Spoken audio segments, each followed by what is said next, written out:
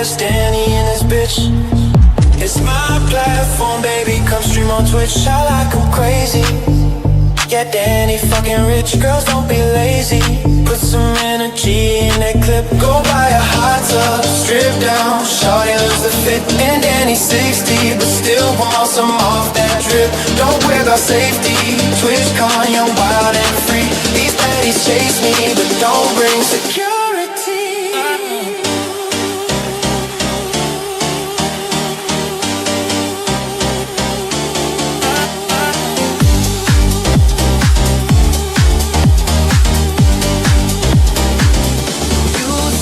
Twitch greedy, cause it's a 50-50 split. And I don't care that you get a 95 on kick. Don't be so needy.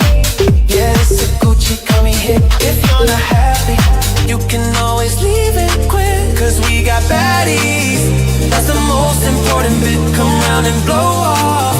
Yeah, right here, it's live on Twitch.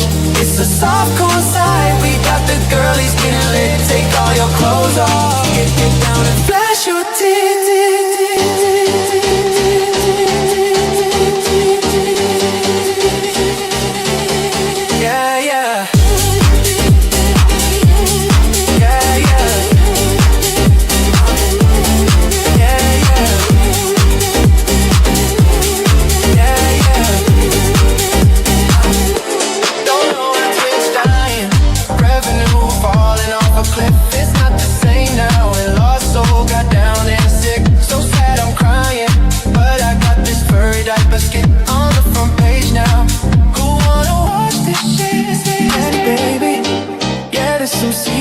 Type shit, my life a movie.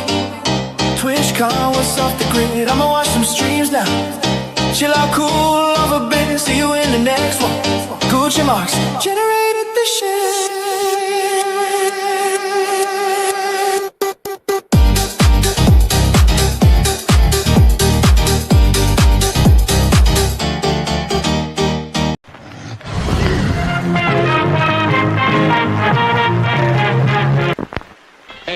Persons under 18 will not be admitted.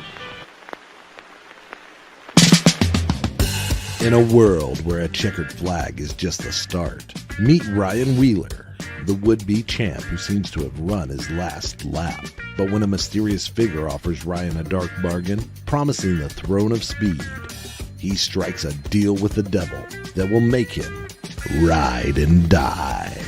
From ball-busting YouTube sensation and Arkham Menard's NASCAR breakout racer Cody Dennison comes his first kick-ass comic creation. This won't be your average ride. It's a tale drenched in bone-chilling horror, soaked in violence, and wrapped around the curves of both the track and the sexiest women that'll make you forget the road ahead. Experience the race of a lifetime, or the damnation of your very soul. Will Ryan outrun his demons, or will he burn in the fiery pits of hell? Don't miss out. Get Cody across the finish line. Back Ride and Die on Indiegogo.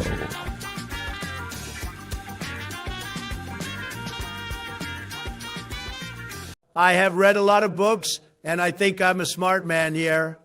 However, there is one book I'm really excited about. It's one coming out soon, and it will blow you all away. The book is called Ride and Die. It's about some race car driver and some big titty demons. My good friend Cody, aka Camelot331, wrote it, and it is amazing. You should all go back it on Indiegogo, just like I have.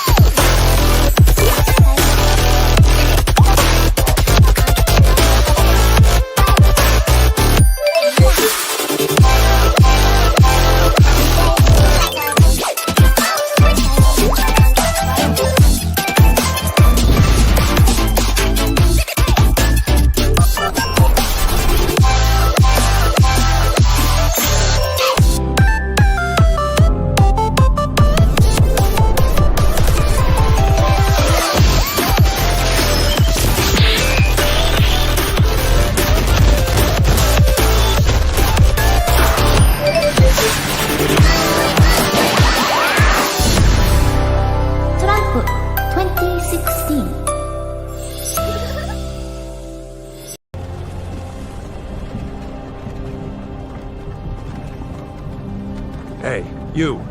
You're finally woke.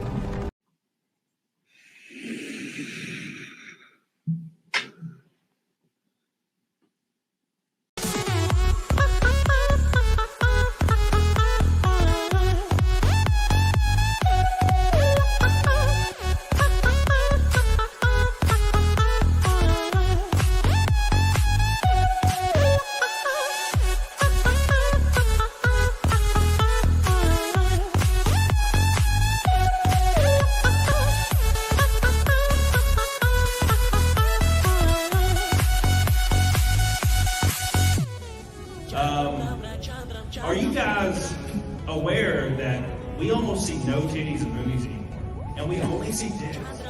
Hey, anybody know this? Yes, I love titties! Big old titties!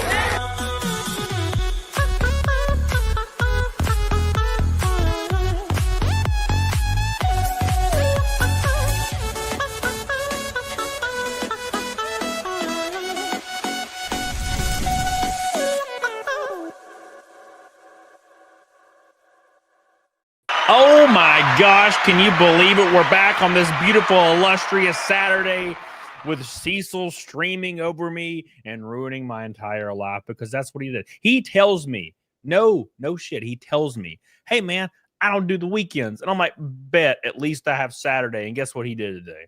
He's streaming Saturday. But luckily, we have Celestium here to keep us company in these dark times with her cute circle head. tell everybody about yourself and who you are and what you do. Yeah, absolutely. First, thank you for having me on. My name is Celestium. I am a Christian VTuber. I love talking about God on my streams and doing some art sometimes, play video games, but mostly talking about Christ in the VTuber space. I stream a couple times a week, but not as much. And little fun fact, I'm actually an accountant in real life. So it's been an interesting ride for the last year and a half that I've been a VTuber and hoping to keep spreading the good word. Awesome. Yeah, that's so strange. Accountant. Like I was thinking about something the other day. I can't remember. But I was in some kind of Twitter spat, and it wasn't really a Twitter spat. It was more me being like annoyed at like human nature. Because there's so I'm sure you've seen on Twitter that I've been battling with YouTube for like 2 weeks now. And so many people pop up that have like 8 followers and no social media trying to give me unsolicited advice about YouTube or other things. And I'm like, you have zero perspective and I want to die. And somehow that made me think of an accountant, and I don't know why. But it was funnier. It was funnier in my head when I was thinking about it. Now it just sounds weird. But at any rate, that's cool. And that's good that you're sticking true to your belief structure and spreading it to people and not letting people back you down on it. You know what I'm saying? Because a lot of people come up to you or come in your space and be like, I like everything you do, but I don't like this thing. You should change it, or you should not talk about it. You know what I'm saying? Yeah, that's been a reoccurring theme in the last year and a half. It's people saying that I don't belong in the VTuber space, or that God doesn't exist, or whatever else. And yeah, I agree. You got to stand for what you believe in and let the haters hate, you know? Yes, very based. That's the whole thing about content creation. You're the haters and the trolls. You can't adhere to them in any way, shape, or form because A, they're not looking for you to do so, and B, they'll just laugh at you, make fun of you, and then like triple in the amount that exists if you do so. You just move forward and ignore them. I've been trying to tell my buddy for a while, stop feeding the trolls, and that's the first thing. He loves it. He like dangles at the troll cage with like food, and he's like, and then they just tear him apart all day on social media. Yeah. It's like this guy has 0 followers and made the account an hour ago, and he's just like quote tweet. I'm like, no, stop, dude. God, yeah, it's for sad. sure. I was gonna say that I guess something that I do a little bit differently as well is that I pray for them, because some people I've noticed that they probably don't have anything better to do, or they're so upset in their own daily life that they have to take it out, on the internet, being anonymous. So anonymity. This is why you're an accountant, because you're fun, you're intelligent, even though you present yourself as a circle-headed cartoon. Like This is an intelligent thought process that people don't realize. And I say this all the time. And like people literally like drool as I tell them this, right? Like the whole thing is, I don't hate trolls or people that are constantly trying to debate or argue online. I don't feel anything negative towards these people. And the reason I do so is because I understand what is motivating them to do so. It's either born in extreme envy, or it's born in the fact that every time that you or me or somebody in chat does something of significance, accomplishes something, starts streaming, gets 100,000 subs, gets a play button, goes in their professional world, gets financially stable, and it's a known thing in the public eye, people, instead of people looking at it and using that for inspiration or being happy for another person, which is really rare, they look at it and they are immediately angry because what they're seeing, your success or whatever you accomplished, that is just a mirror and nothing else. They're looking at your post. Look at my award for top person, blah, blah, blah, $100,000 bonus. They see that, and that's just a mirror. And they're forced to look at their own insecurities and failures, and it pisses them off, right? So if I like post, we're at Daytona, we're about to go green at Daytona, this is gonna be awesome. There's so many people angry. Yeah, I fucking hate you, piece of shit. I hope you die in a wreck. There's so many people that do that, and the reason is because the post is just a mirror, and they're looking at themselves doing nothing, and it pisses them off. And it's self-reporting, and it's so easy to see, and a lot of people don't understand that, except you do, which is cool. Yeah. And I would say, once you reach a certain level of success, I personally haven't, but, even at work, it's people don't see what goes behind the scenes. The nights that you're praying, the nights that you're crying, the nights that things aren't really working out, but, you keep pushing forward anyway, with your positivity and everything. And you put in the hard work, you put in the hours. If you never put in the hours, how can you expect anything? And of course, nothing is guaranteed in life. But I would argue that if they're upset, like you said, they should reflect inwards and see what they can improve in their own life. Yeah. What I try to tell everybody, and this has actually weirdly worked. I've had somebody freaking out on me in my comment section.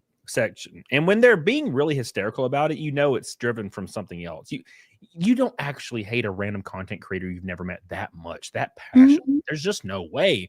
And there was this one guy tripping balls in my comment section on one of my videos. And I commented and I was like, look, dude, whatever you're going through, like, I'm sorry. And I hope you get through it, man. Like, and that's all I said. And like a week later, that dude responded and said, dude, I'm so sorry for commenting this. I'm going through some shit and I really appreciate you. And then the guy just was in my chat for years after that. You know what I'm saying? Awesome. Yeah. And it's just that I think that's the majority of people that are angry. And also there's the small element of this being parasocial and them using it for entertainment, blah, blah, blah, blah, blah. But I generally think that most people are, I used to not think this about a year ago, but the older I get, the more my frontal lobe pulsates. The more I think most people, at least in the West, and Far East, I think most people are generally relatively decent people, right? Whereas like a year ago, it's like the majority of people are evil. Kill them all. I think the silent majority is usually pretty normal people. Yeah. They're not trying to go after you. It's the really loud minority that usually ruins things for everybody else. The gays. No, I'm just kidding. Well, I don't know if I want to be thrown under that bus right now. Remove them. No, I watched this interview with Tucker Carlson and Piers Morgan, and regardless of whatever they were saying, the comedic timing, I don't even know if it was editing. It was so funny. Like the interview was hilarious. I'm like, this is like a comedy show. Like this is beautiful. It was just so funny. I forgot. Was Tucker on Daily Wire? I can't remember too. No, I think I think he does his own thing. I don't know, but there was like this one time where Piers Morgan is like, "Do you think I can make you gay?" And Tucker Carlson, and, like he was asking because Tucker Carlson was like leaning towards the idea that people are not born gay, like they become over some kind of influence or like trauma. And like Piers Morgan was like, "Do you think I can make you gay?" And Tucker Carlson smirks and he's like, "Depends on how hard you want to try." Oh my gosh! And I was like, oh my god! No, Tucker! No, my it was hero. so funny. I loved it, dude. Insane. I've watched it like 3 times now. I'm like, this is a masterpiece of I like. need you to send me that for sure. Oh my That God, sounds it's awesome. hilarious. Goodness gracious. Yeah, it is going to be memes for the rest of time. For the rest of time. Shani says, get them likes in with a 41-month membership. Thank you, Shani. She just I was just sitting in my computer room like the other day. My music studio. Mhm. Just minding my own business. Oh, I didn't know you by make music. myself. That's cool. Yeah, What genre, if you don't mind me asking? like symphonic Norwegian metal, and I'm an Alabama. I'll send it to you. man. Yeah. If I don't remember, I'll DM it to you later. But so at any rate, I'm just sitting in my damn or my music studio, like listening to music, and I just turn around and Shani is just standing there in my music studio. This person in my chat right here, who doesn't live anywhere near me. I was like, "Whoa, what the fuck? What are you doing here?" She's like, "Oh, nothing." I'm like, "Okay, all right then." And she just walked out. And I was like, "What just happened?" Charles says, another day of indentured servitude. We love you, Cody. Happy late Thanksgiving. Thank you, brother. I appreciate you. We're going to talk about that a little bit more. Oh man, shortly. The corporate rat race. It's wild, dude. It's absolutely wild. Thank you, Charles. I love you, dude. Billy Hatcher with $100 super chat. This week is crazy for YouTube, and I'm laughing how bad you keep ratioing them on Twitter. It's fun to watch, and I also think lots of people are moving back to Twitch now due to the AI moderation. Even HoloLive moves to Twitch, and it's my B-Day tomorrow. Happy B-Day, Billy. And also, Happy birthday. Twitch sucks, man, and I don't know what's going to happen with Twitch. I don't really know where to go from here. I think out of necessity, Rumble's going to start scooping up market share, like unironically, which is I didn't think that until like the last 2 weeks. I'm like, they're probably going to start scooping up some market share, like legitimately here, because YouTube is very obviously terminating channels on purpose through AI to scoop up Q4 earnings, and then maybe they'll reinstate the channels in Q1 after the investor support's already been talked about and already been had. And then they're going to either keep that revenue after reinstating the channels or give it back, but the damage is already done and the investors are already interested through Q4 earnings. I think that's going to happen. So we'll see. But it's no secret that YouTube does delete like 75% of all the channels they delete during the year in 3 months at the end of the year. And when they do that, all the revenue, they get to keep it. The revenue doesn't go to the creator. So they don't pay them out. Yeah. So basically, for example, hypothetically speaking, if it was like the 19th of let's say it's the 19th of December, and they delete Asmongold's main channel. Asmongold's main channel is making millions of dollars a month. Yeah. That millions of dollars that's supposed to pay out on the 21st, that YouTube would just keep it. Wow. So that's generally how it works. So late stage capitalism and corporatism. Good stuff. Yeah, good stuff. Thank you, Billy. I appreciate you, brother. Emotional Sports Chat says puked blood earlier. So that's cool. God bless. All right. Rest in peace, brother.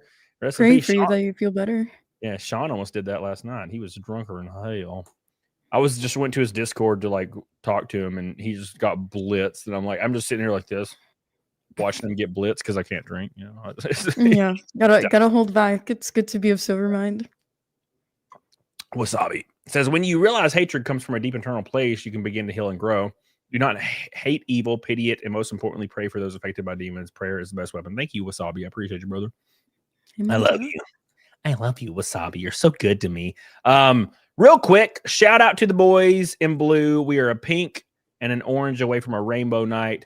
Also, we are up against the 538 Naked Snake tonight on this beautiful Saturday. The Naked Snake? Yeah. What is that? You don't tell me you don't know. Come on. I'm a Zoomer. I'm not sure I know. A Zoomer. So, so if I make $500 on a stream, I do the Naked Snake at the end. And the Naked Snake is where I sing Snake Eater from Metal Gear Solid 3. I sing Snake Eater live, and then I take my shirt off and put my bandana on. And I dance. How have you not seen this? There's literally GIFs from like 2019 of this. 2019. What was I doing in I was in college when that was happening. Let's see. What? No, I'll go to Twitter right now. Watch this. We're gonna go to Twitter. No. Oh no. And Look at this. I'm gonna be pulled into something. So here's Twitter. So I'm just gonna type in naked snake on just GIFs. I guarantee you my dumbass is gonna be naked in one of these. Oh no. Either this or I might have to type in my name. I've seen it so many times because people post it I've seen people post it on my stuff all the time. Okay, it's probably under my name then. And 331. There it is. Oh my gosh. This is from like 2019. This was like probably like one of the first times I ever did it. Is this peak Camelot? That was back in the day. That was fun times. Back then I would take like every $100 super chat, I'd do a shot of like whiskey, and I had to stop because I was getting drunk like every other day, and I was like, oh my gosh. So I stopped because I wasn't even really a drinker when I was doing that. I never really drunk, and then I was like, I'll take shots on stream, and I was like dying. I was like, no, I can't do this. So no, thank you. But yeah, that's Naked Snake, and we're on the 537th in a row. I've hit Naked Snake for 4 years straight. Oh my goodness. Show. It's been wild, man. Been Yeah. absolutely wild. It's been fun. Sounds like you guys have a lot of fun on these streams. We do. It's all in good fun. And yeah, there's always clips and drama and stuff that happens like depending on the day, but it's been pretty chill lately because I've just been relaxing. And a lot of people have been entertained watching me battle YouTube directly face to face. Have you had any weird YouTube like conflicts with YouTube directly where they're striking you or hurting you in any weird way, shape, or form with you actually not doing anything? So not YouTube directly, but I was reacting to a Jubilee video a couple months back, and well, we know Jubilee. They love when people react to their content, and it was I don't know if you know Jordan Peterson. Yeah, it was him versus 20 Atheists, and we were doing that live, and I tried reacting to it a second time, I think like the day after, and they immediately struck down the video, and I had to do the copyright thing. I mean, I guess the bot that did it didn't like really follow up, so I didn't get in trouble, but oh man, their system kind of sucks when it comes to like copyright strikes and stuff like it's that. awful. The funniest one ever, with the exception of like a guy, okay, so I've had two of them in the past. The first one was this guy, he hated this YouTuber. So there was this random dude who was like a troll that just hated this one YouTube guy. Well, I went on his podcast, like the YouTube guy that he hates. And suddenly I became his main target. He was like, well, I hate this guy now. Out of nowhere. So he's not the normal troll. He's not like the normal, like maybe he'll email you or maybe he'll do some weird in the back scenes or like just yell at you on Twitter. He was ordering cash on delivery food to my house every day, like 5 times a day. What? Yeah. Oh my gosh. And he would do it. He did it every day for months. Like imagine having the energy to just do all day. Like it's crazy. Like I don't even have enough energy to freaking like walk down my stairs some days. And so oh my gosh. When that I eventually like I think I like pointed it out the first time it ever happened, and I was like, that's weird. And then I never talked about it again. So he gets frustrated. I'm not talking about it because he wants a reaction, wants me to talk about it. So he started getting me swatted. So he leveled up a little bit. And also at the same time, he was messaging my family on Facebook. Like he found everybody in my family was messaging them as a female. Yeah, he was like acting like he was like a mom, like a 45-year-old mom. And he would just send them like everybody that he had my last name, was sending the messages claiming that I was messaging her character, her daughter that was 13, trying to like they tried. Oh my gosh. That's what they always go to. They always eventually end up in the pedo area. That's the easiest way to try to get somebody canceled is to dive into that. Yeah, just try to get them that way. Oh my gosh. Yeah. It's like the last bastion nowadays, and it barely even works now. But so he did that, and he also messaged my ex-wife and said, "Hey, how is your marriage with blah blah blah? Cody." Oh. And she responded immediately and said, how about you fuck off? I don't know who you are. And she sent me the screenshot like the second it happened and was like, I don't know who this is, but I responded this way. So here you go. And I was like, thanks. because we didn't end, like, he probably doesn't have any life experience or Mhm. perspective, so he probably thinks divorce means you hate each other. And Not always, no. we didn't really, like, it was just kind of, we went different ways, and we were friends for Mhm, like a little while after. mhm. So she sent me the screenshot, and he posted it on Twitter, his version of it. He went to one of those fake messaging things and made Growing up a Photoshop. he made a fake response where she implies that I beat her. Ooh. Have So you gotten swatted before? Curious. me Yeah. swatted? Oh Yeah, yeah, yeah. the same guy got me swatted. Yeah, same dude got me swatted several times. But I'll get to that. Where that's Yeah, coming. yeah. So at any rate, he posted that on Twitter and implies that I beat my ex-wife. And then I posted the original right under it. And I Mhm. was like, LOL, good try. Here's the original. Like, and he's one of those guys that would tell people he's bringing the truth. Like, he brings the truth. That's what he believes in. He doesn't care about all this other stuff. I He don't know, believes, his life sounds like a lie. yeah. Well, the whole point is, like, these people will make shit up to bring the truth because they believe it about you anyway. They're like, well, he Mhm. probably did this, therefore I'm going to make this up and then ruin him because he's evil anyway. I don't care, right? They think everything they're doing is good and like justice, even though in the back of their mind they subconsciously they realize they just fucking hate you because they won't, There's you know. there's a level of disassociation going on here. Yep. So he deleted his Twitter immediately, and kept making videos about me like on some weird channel, with a robot voice. And that's when he started getting me swatted over and over. And Oh my luckily, gosh. I live in a no knock warrant area, so they have to knock on your door and ask you what's going on. Mhm.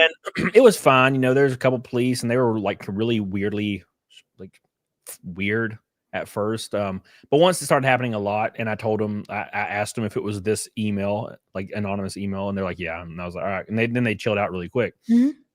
But eventually it got really annoying. So I just contacted one of my friends who works with Mhm. the portion of the FBI from the country he was from. And then Mm. all of his channels were deleted, and he disappeared for years, likely because he was charged.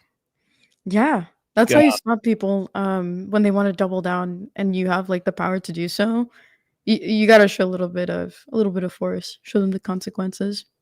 yeah. And that was the strangest part of it all is I I still to this day I don't really get the motivation behind those kind of things, behind getting me swatted and all these things. And I remember emailing him, and I was like, so, like, what is your deal? Like, you just hate me for what reason? And he hated me because I was making money on YouTube. And I was like, oh, that okay, well, there's something I can chew on. So you don't like monetization, you think that's wrong. And he's like, no, just for you. And he's like, and I was like, oh, so you think you deserve monetization? He's like, yeah, because I tell the truth. And I'm like, literally 100% of the stuff you say about me is made up. You just make it up. The fuck? And he like believes it. Like, rolls it. Definitely like a hyper mental case, like disorder guy, that is like 40 now and just Yeah. hyper fixates on like parasocial creators online and tries to destroy them and get them killed and shit. Just psycho But motherfucker. yeah, no, people like that, they're spiritually they have a bit of a disturbance, perhaps some demons whispering into their ear at night. Yeah, they got that schizophrenia. Is what for sure. Oh, Yeah, yeah, it was absolutely. wild. It was wild. But that was the first one. And then I had another I was streaming talking about Doki Bird one day, and I got swatted. Oh. Probably because from one of their fans, because I don't know. I don't know. The VTuber world is really wild. So I got Oh, swatted that day, really? and I like pointed as soon as I got swatted, I pointed my camera out my window, and you just see lights everywhere. And then I go downstairs for 10 minutes, talk to the police. There was like 50 firemen and police officers in my backyard and front Not the yard. 50 firemen? Yeah, it was wild. Ugh. And then I was like, well, that was crazy. And then I came back upstairs, and of course, the next day, people online, the trolls were like, oh, he made that up. He didn't really get swatted. And I was like, what are you talking about? There was police everywhere. And he's like, oh, you just probably paid them to show up. And I'm like, do you trolls even like realize what you're saying? Like, back in the day, I released a conference call that was the Mhm. president of Canada GameStop. There's no And way. yeah, it went freaking huge viral. And then Mhm. 2 days later, GameStop closed across the country because it was during COVID. So GameStop Oh, was yeah, yeah. they were trying to say they were an essential business because they sold batteries. No. stay open. And I released their conference call where the employees were like, "What the fuck are we gonna do? What do we do?" And then the like president of the company was like, "Well, if you get sick or something, we just can't pay you. Sorry, we're not gonna be able to pay you." And everybody was That's screaming like, wild. "Oh." So I released it, and it went viral. And then GameStop shut down 2 days later across the whole entire country and in Canada. And I was like, "Base." So you're the one who made it difficult for me to go to GameStop when I was in college. I Yeah, see how it it was is. me. That was all me. I It was was trying to funny. get my Pokemon game. How could you? Yeah, it was hilarious. But yeah, that was a wild time. But at any rate, yeah, the swattings and everything happened, and it still happens today. All this kind of stuff still happens every single day. And it's just because, like you said, people are not happy with themselves. The most short chat says Cody is like Mr. Nimbus. He controls the police. Yeah, they said, oh, my point on the GameStop thing was Yeah. all the trolls, like when it originally happened, they couldn't really refute it. So they just shut up after the company closed. And they also commented on the conference call. People were saying that I paid like 100 people to get on a conference call. And we like What? wrote scripts for everybody. Like, and I'm like, God, like, and it keeps going. Like, okay, so this rolls all the way into YouTube. So the last week, I've been dealing with YouTube stuff, and YouTube's basically they're chargebacking and making me pay fees of thousands and thousands of dollars over the next 2 Yeah, it was the 10,000, right? Plus whatever fees they're gonna tack onto that. It's unbelievable. And I've accepted my fate. But there was like somebody on Twitter who I muted. But Mhm. I muted them a long time ago because they comment on everything saying just like I'm an F slur and I deserve to die. And I'm like, this is a post about sheep. This is a picture of my dog, and they're just like, oh, like screaming. So I muted Yeah, them. and they really hate you, dude. This is crazy. Yeah, when people are over the top, I mute them. Like, especially if they're off subject. If they're on Mhm. subject and mean, I don't care. But if they're off subject and mean, I'm like, I'm muted because you're just psycho. So, but somebody sent me it, and I was like, oh yeah, that guy's muted. And he was like, it's already been revealed that Camelot actually created another account and then paid himself thousands of dollars and then charged What? all the money just to get sympathy and all the fees. And I'm like, okay, hold on, let me do the math here. So you Oh my think I charged goodness. myself $5,000 to $6,000 in fees, lost 10 grand, so I could get sympathy super chat of $1,600? There's better ways to do that. There's What? better ways to do that. Damn, that was a bad investment. I lost 10 grand. Not So only I- that, YouTube takes like a third of your money. Like who in the right mind would do that? I don't like they should be giving me money. Yeah, for real. What the hell? What the hell? Rake and Knight says, "What's up, bitches? How you doing, brother? That's the orange boy. We're a pink. Oh no, Charles has the orange boy. So we're a pink boy from Rainbow Knight. Thank you, Rake, and I hope you're doing well, brother. Hope you're doing well, my man.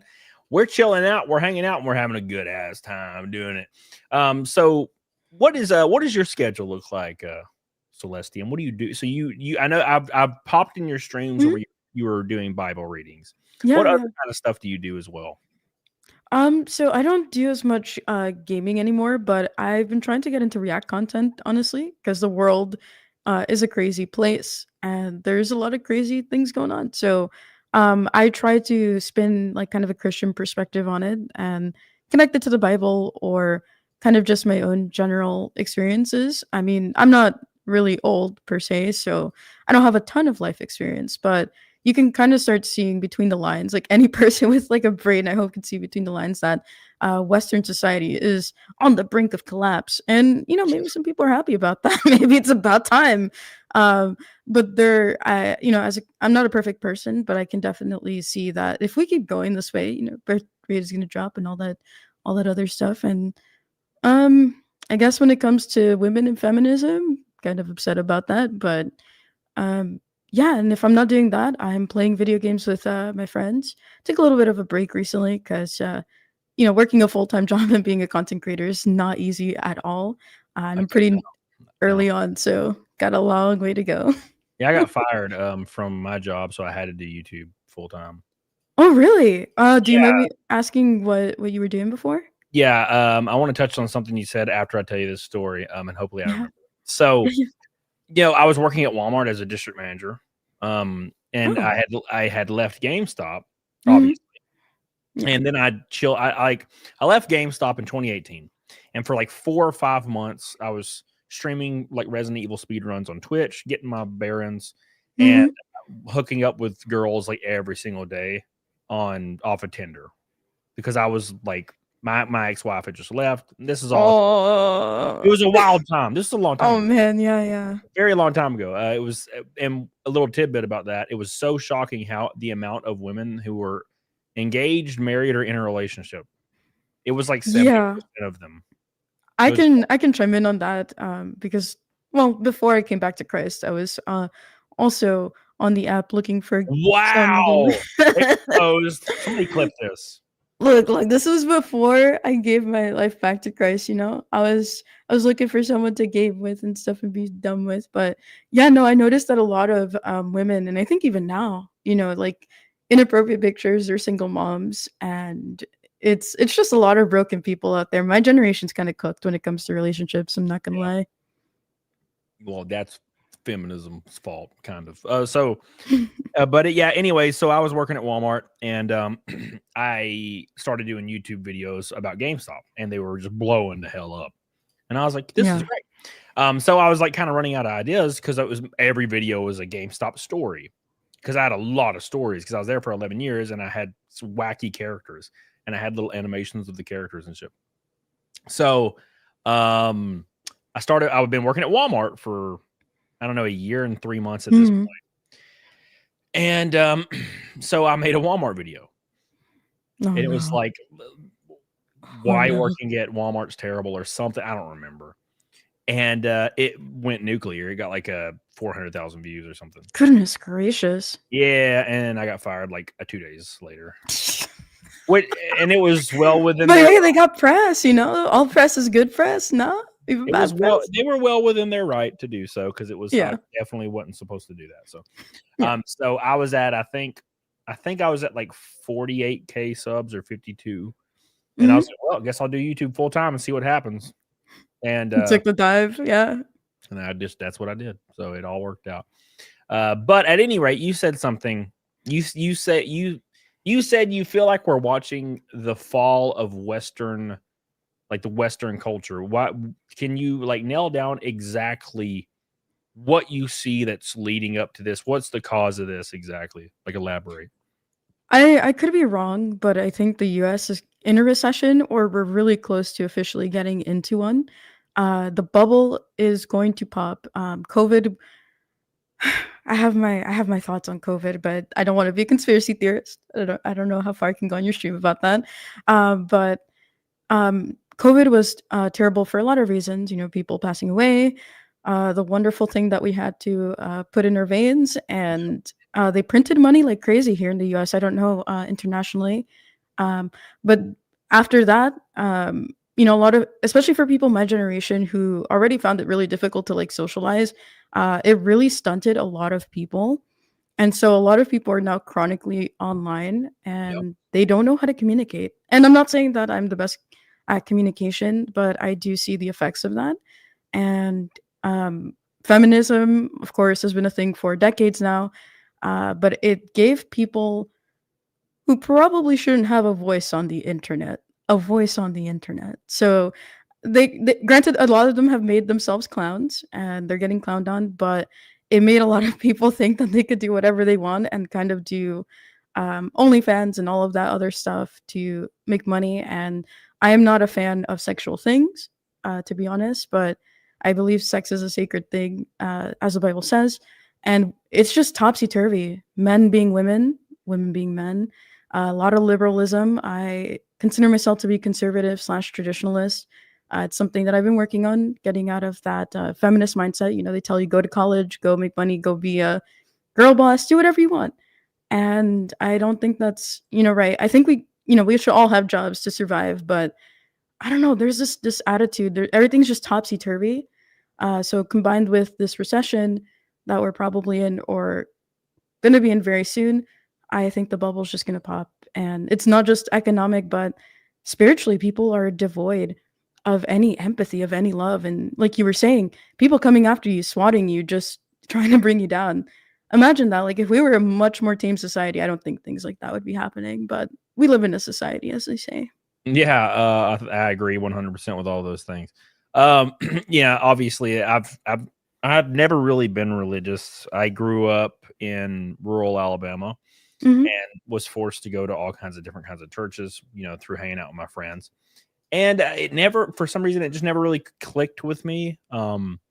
It's not something I like bash or dislike or anything like that. I like talking about it. I love like talking about the lore around certain things and why people believe certain things. I've had Melanie Mack on my show before, and we Hmm. talked for hours about that stuff. I love it. Oh I my think it's goodness, great. yeah, Um, nice. but yeah, so I have my idea of like some things are just slightly different, Mhm. but not that much. I mean, Yeah, as far as it comes to, I completely agree with everything that feels really weirdly topsy turvy. Like the things that should be common sense are completely ass backwards. And I also agree that now I don't necessarily think that it should be looked down upon, and it definitely isn't. But I don't think it should be mhm, looked down upon if some chick out there is like, I want to go get my bachelor's in mechanical engineering, and I want to go. That's my dream to be a mechanical engineer. I want to go, get a job here. I want to like work with things. Hell yeah, more power to you. But there's this. That's a small subset. The rest yeah, is. I was told this. Now, granted, my parents are a little bit more realist, which I appreciate. mhm, But we were all told this. You were likely told the same thing. Everybody in the chat was likely told the same thing because we're all probably in our 20s, 30s, yeah, 40s. You were told you go to school, you graduate, you have to go to college, you have to get your degree, get your basket weaving degree. you have to do these things, or else A, you're a piece of shit and you're a failure and you're homeless and you should kill yourself. And B, you'll amount to nothing, and you also will never make money. Like you're screwed. You Yeah. know, you're gonna be homeless. And I remember, dude, like I'm trying to like put myself back in my 16-year-old or 14-year-old mind. Oh And goodness. I remember I remember being like, I don't want to go to college, and I hate school. I fucking hated school. Yeah. All I want to do was go home and play guitar and like play Mhm. Halo and shit. I did not want to be there. Yeah. And I was like an obese kid, so I would just get my shit. You had shit the Cheeto dust on your hands. Dude, I got my Sorry. shit rocked. One time they took me like they were no shit. At least I'll tell you two stories. These popular dudes that I like really, really admired, football player guys. Mhm. Like, hey, Denny, like we're gonna like hang out later. You want to hang out? And I was like, oh my god, really? You want to hang out with me? Oh my god, my time has come, mother. Get home, tell my mom, oh my god, these popular dudes want me to hang out. Yeah. And so we went to the car wash because like we were all like 16 or 15 or 16, and one of them had like a Ford Ranger. We went to the car wash down right across from the high Mhm. school. And they were like, yeah, come to the car wash. So I came there like, hey, Denny. I'm like, hey, what's up? And they wanted me to walk behind the car wash, and then they beat the shit out of me and left Oh me my there. gosh. That's awful. What the heck? And then one of them became one of my real friends like a year later. So that was weird.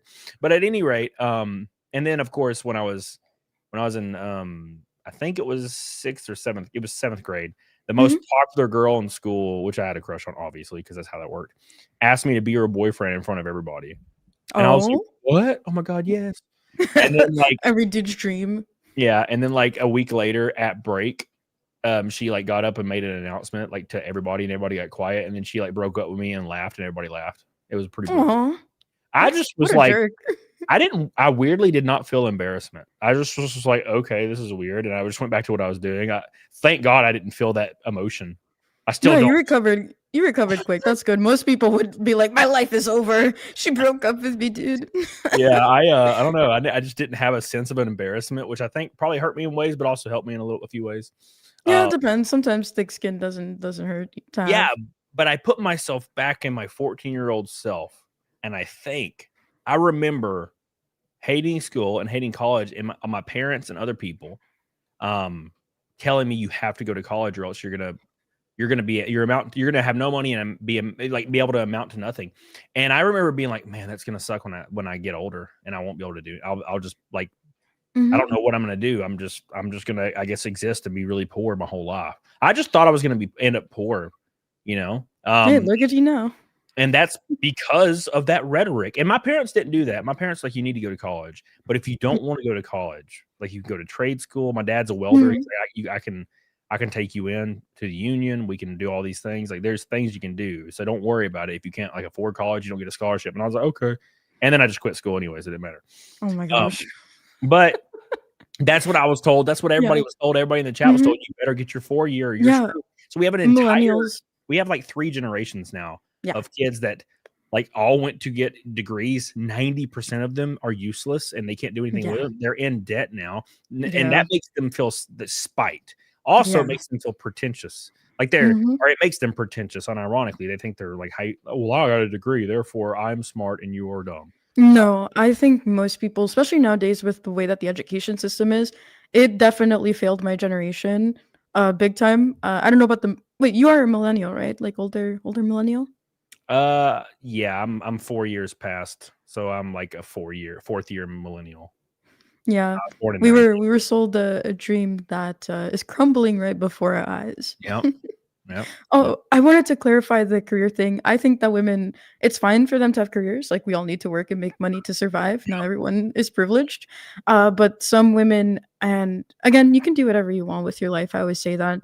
But it seems like a career is more important than family, which I don't think is true. And I mean, if you want to do that, more power to you. But as someone who holds family at a high level, I think that we also need to prioritize family. Like, don't forget about that. Because once you're older, you don't have energy. And not only that, like as women, we're kind of on a timer. So it's better to do it sooner rather than later. And that goes even deeper. It's like when you are sold this idea that you have to go to college and do all these things to be successful, by the time you get done with your 4-year, as most women, like, or men really, but men and women as well, you get done with your 4-year, suddenly you're like 24 or 25. Yeah. And also it's hard. So you gain like 40 pounds. And then you have 2 years to do it, but I don't want to do it yet. I want to party for 2 or 3 years. And then you party for 2 or 3 years, and suddenly you have forehead wrinkles and you have crow's feet and you're 29 and you have a year max to figure this out. And by the way, there's 24-year-old girls that are figuring it out right now, and you're facing them. You're up against them. You know what I'm saying? So it's over. You know what I'm saying? Yeah. as a dude, luckily, I can, like, I'm almost 40 and I just look like a guy. Right? It works out. But when you're a chick, bro, it's a bit different, especially if you don't take, and considering what's in their food supply nowadays, man, we're just getting, and the fluoride in the water, everything, it's all adding up. They don't help. Yeah, dude. I feel, dude, it breaks my heart because I talk about this stuff. So I've been labeled as like a misogynist and I hate women, but I talk about this stuff and I feel actually legitimately like heartbroken for women that are 28, 29, 27, and none of this is registered yet. You know what I'm saying? Like, and I'm like, I wish like, cause you know, I've talked to girls that are like 33, 35 now. And they're like, I wish I would have fucking done something like about this when I was 26. And now I'm just chilling, smoking cigarettes, and I'm alone. And I'm like, hey, man. And they'll like completely own up to it. I have a friend that we talked about this recently. Yeah. She's a kick-ass girl. She's like my age or a little bit older.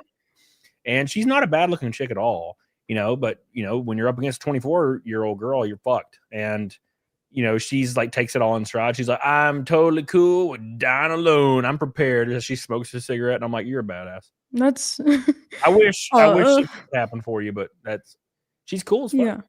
Yeah. Emotional Sport Chad says, dated a girl I thought I genuinely loved for, and after a few months asked me to be her second boyfriend in a poly relationship. That's a big no. No, not happening, baby. Dude, if I walked in on my girl getting throttled by another dude, there's gonna be 3 bodies. Oh, well, who's the third one? Please don't tell me you. We will not be open casket. I can guarantee you that. Oh my god! I got a shotgun. I got a 12 gauge under my bed. I'm gonna be like, no, I'm out, boys. Don't do it. I don't know how dudes can do. I think dudes. I just don't get it. Anyways, off subject. Love you, Emotional Support Chat. Appreciate you. By the way, we have a Cecil Says raid in the chat. Welcome in, raiders. Finally, we're gonna go to Tennessee and we're gonna drink whiskey and we're gonna watch all the old zombie movies. I'm looking forward to it, Cecil. Hope you're doing well. He's my best friend who is obese. I love him. And I appreciate him. Thank you, Cecil. I hope your show went good. Welcome in. Welcome to the Cecil peoples. Yeah, give everybody some love. Today we have Celestium on the show hanging out. So make sure you give Celestium some love as well. Thank you. I appreciate you. Most short chat. Billy Hatcher says the AI slop is going to ruin the economy as well as look at RAM prices. Impossible to buy. Well, I noticed that. True, but I'm tired of the phrase AI slop. I'm tired of the phrase AI, and nothing. Most of it is kind of slop. I'm not gonna nothing lie. against you, Billy, but I hate the phrase AI slop because AI. There's so many things in AI that's really, really useful and cool. All of my editing and everything I do on YouTube is all AI now because editors are lazy, Ginger, and they take too long. And I can do all my stuff in like 8 seconds. Goodness gracious! I just do it now with the AI. By the way, Cecil says, "Right, look at him, stupid." This is the first time I've opened the chat today. Oh my god! First time I've opened the chat today. Thank you to look at Cecil's. Sorry, guys. I should be reading the chat. I apologize. I've been talking. I like talking to Celestium saying all the things that I like say sometimes, and I'm just like, ugh. It was like when I had Cottontail VA when I had her on. Yeah, but it was like it was like not the political or the I guess the social and political side. It was just like 100% everything was sex because she does porn. So like I was saying, I was like, yes. That's my thing. The froth. Yes, don't shower, please. All right. Thank you, Eric Caius. It says the only thing nobody got told is if you only do what you're being asked to do, you're going to be mediocre. 100%, Eric Caius. Yeah, you got to do what you want to do without anybody telling you what to do or to do it. Not only that, you have to have passion for something. If not, what are you really going to achieve in life? Yes. What is your passion, Celestium? Oh man, I love talking about Christ. That's my passion. It all worked out. Yeah. Quick answer. Hell yeah. Thank you, Eric Caius. I appreciate you. Better than like my buddy Sean's passion, which is Keystone Lights. Thank you, Eric. Oh no. The Keystone Lights. I asked him last night. I love this man. Don't know why I love this man. But I asked him last night and I was like, hey man, you ever thought about quitting drinking? And he's like, yes, but no. And I'm like, but like explain. He's like, I can do it, but do I want to do it? No. And I'm like, all right, I guess you answered my question. Thank you. Thank you. Oh, it was funny. Junebug says, dang, Cody, why are your best streams on days I work? Awesome seeing Celestium here. My online friends love you. All them left turns is love. Thank you, Junebug. Appreciate you. And he says, happy birthday. Happy birthday, Billy. Thank you, brother. Happy birthday. Russell Hall says, Cecil said we're all supposed to fork you in. Jesus. Oh my gosh. But I don't want to do that. So here's a $5 super chat. Well, I appreciate that, brother. Cries. I will take either. Thank you, Russell. I appreciate you. Big Mike says slow and steady progress towards bettering yourself is the only way. Or my way, which is jump in with both feet and just suffer. Suffer. That's what I do. That sounds like a pretty based option. Just suffer. All right, we got almost halfway to Naked Snake with that little round of super chats. Thank you guys so much. We have 400 people. 400 people in the chat. Make sure you guys like the show. Get the hell on it, dig doggone it. I appreciate you guys so much. I'm gonna pull up the chat. So I have the chat up now. So people can chime in with questions and whatnot for the Celestium. So I forgot what I was talking about, but we were talking about something. We were talking about feminism. Yeah. And education. And lies. Yeah. It's that the new type of feminism screwed everything up, I think, where it's just basically all about I hate men. And I think that ruined everything. And then also the fact that there always needs to be something to fight for. And that ties into the weird poll that came out like 2 days ago, which is insane to me, which it said that 54% of Americans support gay marriage now. 54%. I'm pretty sure it was like over 80% a few years ago. What happened? What happened? And I think we all know. Yeah. They're Oh man, I don't want to get into conspiracy theory territory, but yeah. Um it's so hard not to get into conspiracy theories. Oh man. I would say from a Christian perspective, I don't know how much I can share on your stream, but you can stop me at any point. Um, the enemy is out to, the Bible says to kill, seek, and devour a lot of people. And so the things that God made good, and again, you can ultimately do whatever you want with your life. But again, from a Christian perspective, He made man, woman to be together, and the enemy has perverted that in so many different ways. I mean, we look at the fall in Genesis, and things just went really downhill from there for humanity, and a lot of policies and things accepted in the modern age. And you put your kids in school or the education camps for 8 hours a day. Mom and dad got to go to work and all of that stuff. So now they're educating your kids and putting all this story time stuff in there. It's ridiculous. It's honestly ridiculous. Yeah, there's some.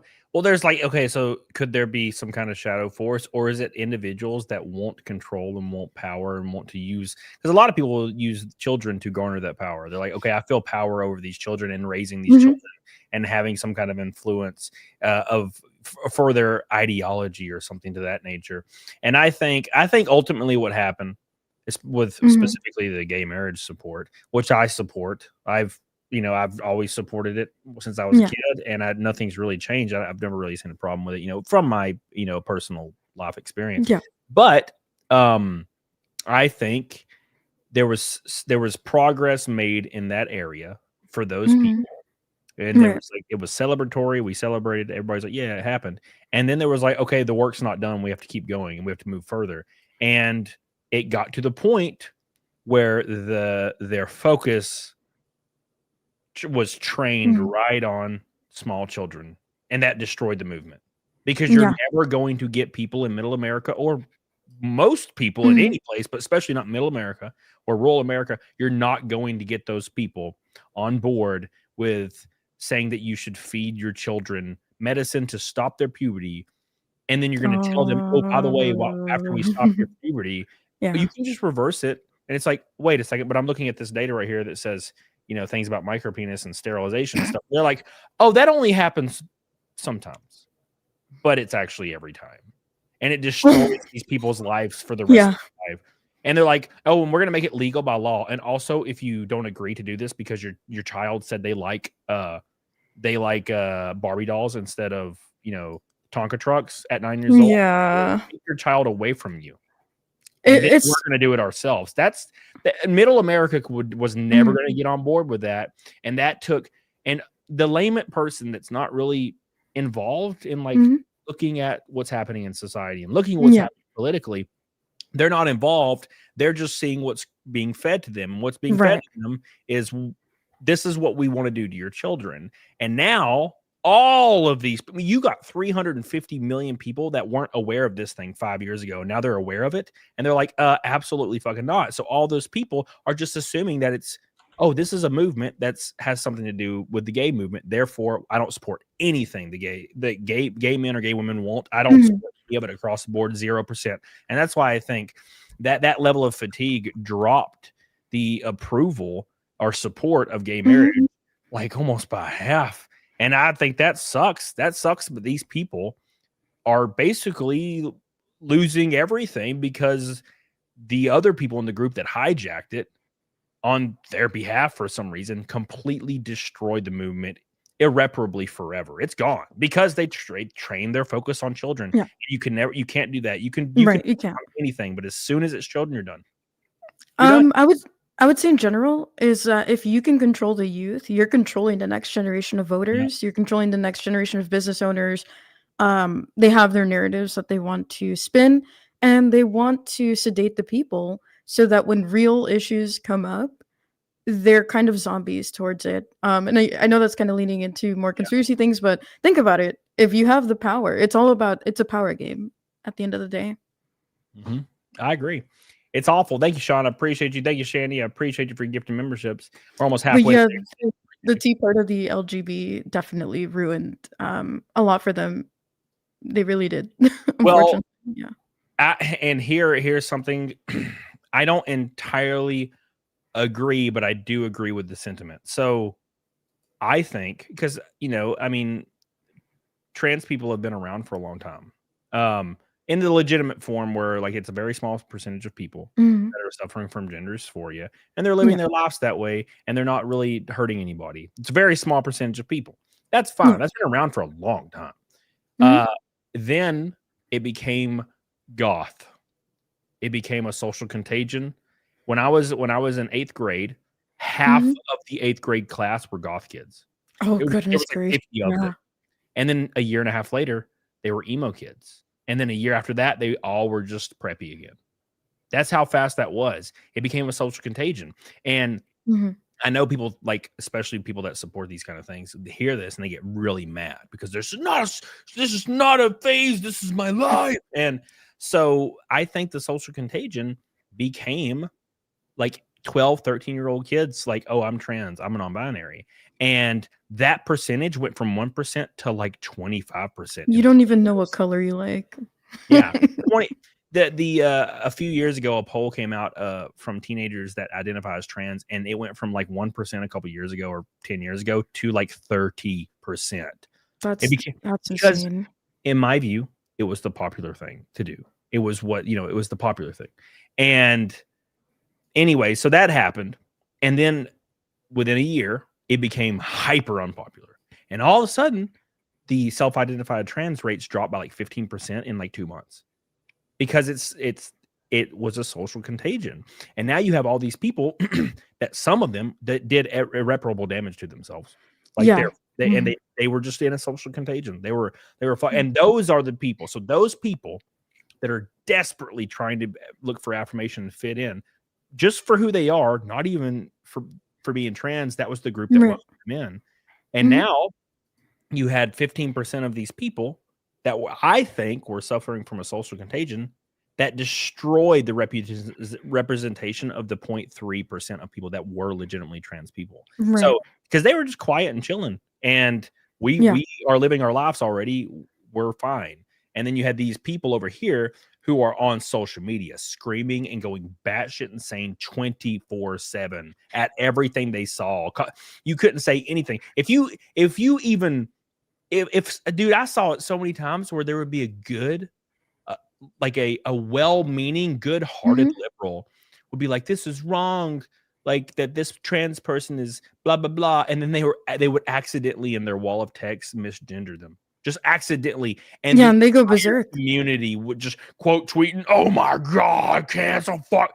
And that people were like, oh my god, and they were tiptoeing for years, and then the fatigue hit, and then Trump was elected, and they're like, no more. I don't care. What do you think I am? And they're like, I think you're a bad person. And they're like, you're damn fucking right I am. Oh And then they let all the value for attacking people and shaming them over that stuff dropped from 90 to 0%. Now you see people going batshit insane over trans stuff on X, and people are just like, LOL, F you, F slur. And it gets like Well, 2,000 likes. And I'm like, damn. yeah, in So the VTuber space, there's a particular voice who's very loud. Very Asmongold. loud. No. No, not Asmon. Not Asmongold. No, there's a VTuber. Oh, I'm not gonna name drop them. Maybe you've seen them around, but there was a specific debate yesterday between them and one of my friends, and um, I genuinely believe that there are good people within the LGBT. There are bad people in all groups, and usually those are the loudest people, unfortunately, and they ruin everything for kind of yeah. everyone else. Similar to Christianity, right?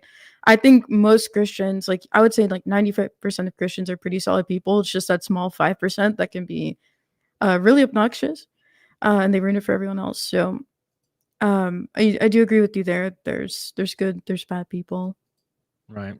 The some people are like, the chat knows. I'm like, I don't know anything about VTubers. Last time I tried to know about VTubers, I lit the world on fire. Got canceled. It's a fun little place on the internet.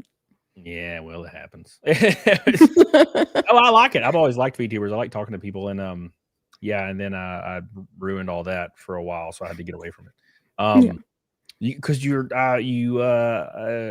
can't roast people as much as I thought you could roast them, because I thought you could do that, and It- You gotta be careful because you know, I would say like if you know someone and they're your friend, like you can shoot the shot with them, but if they're not, you gotta be really careful.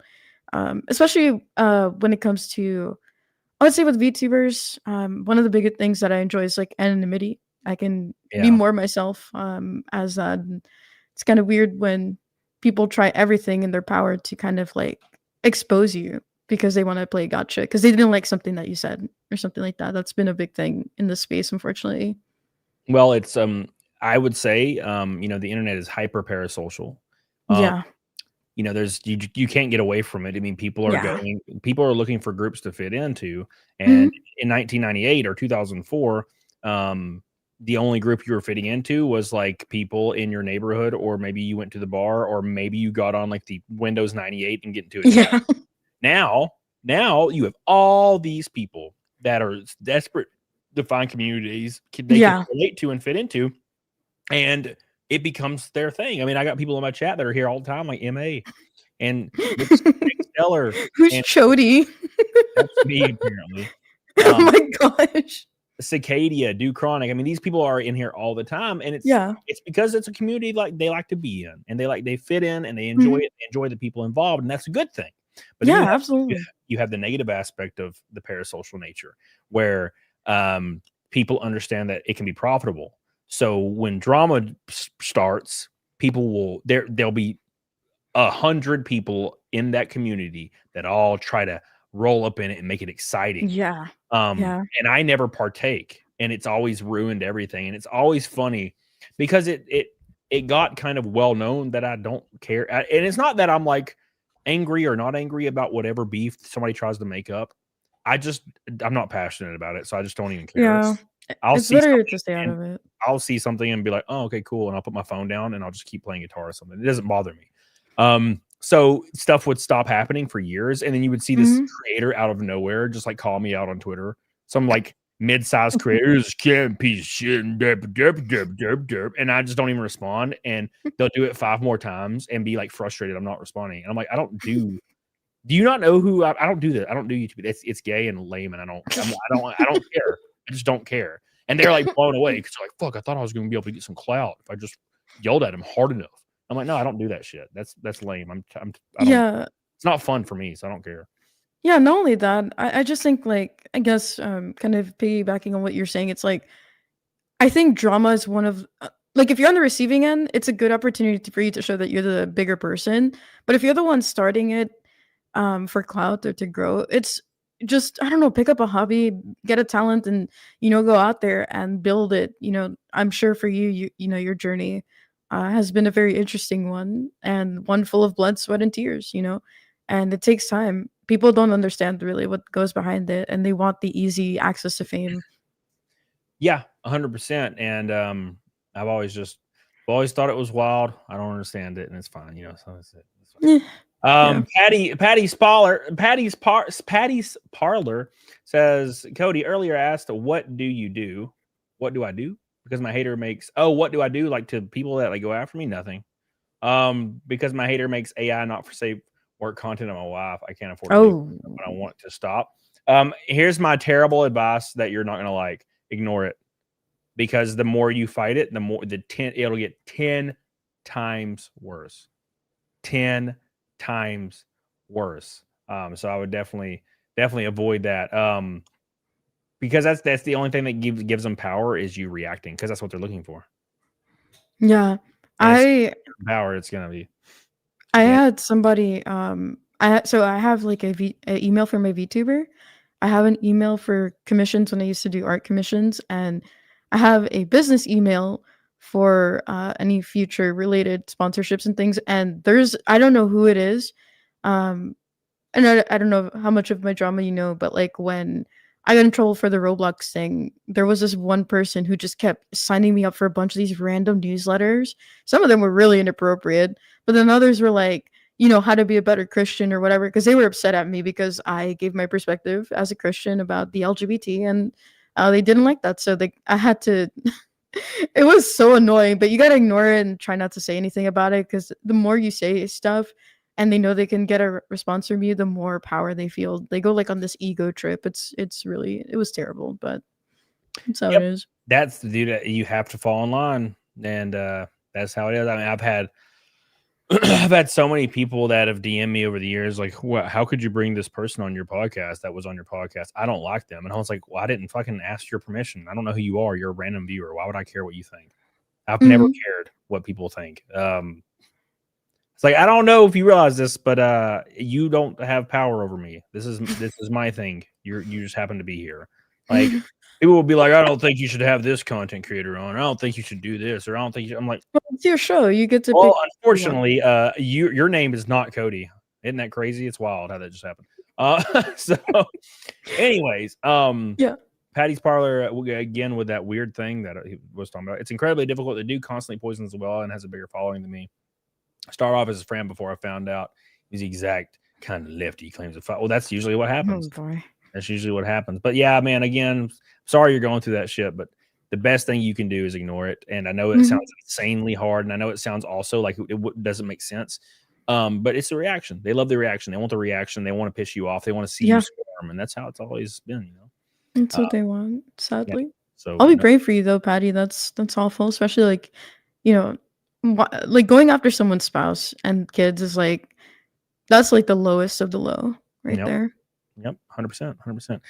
Yeah, that's some people just do it. Some people, and the funny thing is the people that will do that very often are people that will also get angry if you do the same thing to them. I've seen streamers in the past that go after people's children immediately, and then somebody will go after their kids, and they crash out. They're like, "That's below the belt," blah blah. And I'm like, "Do you have rules for thee and not for me?" Well, they don't have any. They don't have any kind of introspection, and they don't have any self-awareness. And the reason I say that is because it's not actually.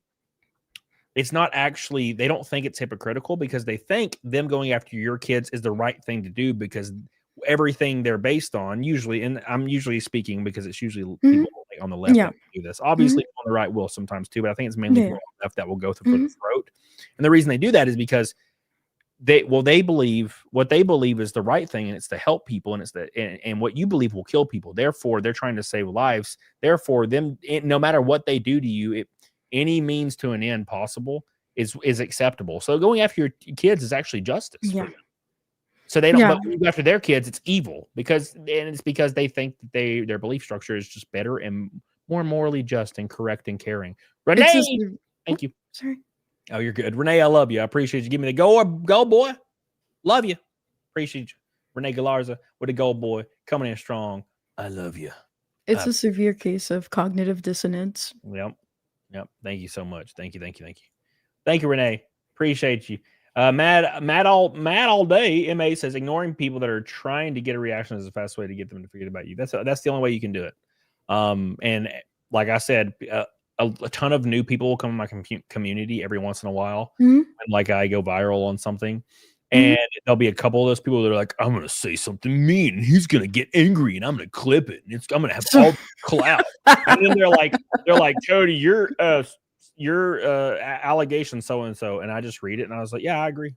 And they're like, "Oh my god, what? What do I do now? What do I do?" They don't they have no idea what to do. Like they're go touch grass.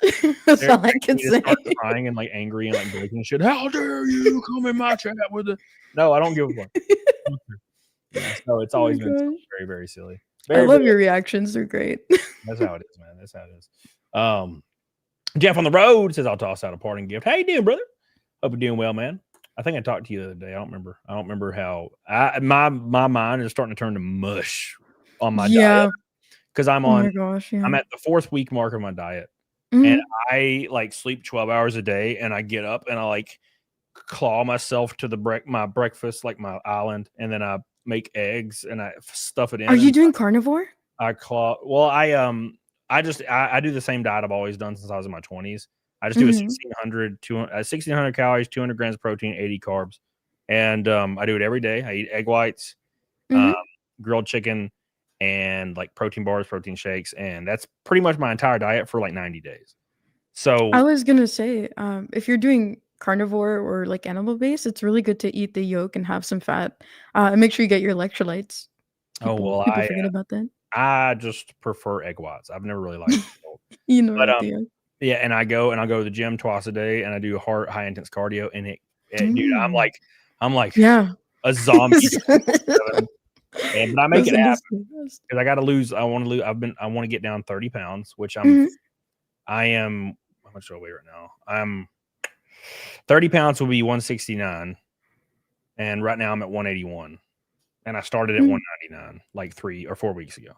Oh So man, congrats. we're That's almost there. great. We're almost You there. got it. I believe you got this. I believe. Last year, I only got down to 183 on the same diet, and the year before, I got down to 175, and I was shredded. So I'm like, I'm close. I'm close.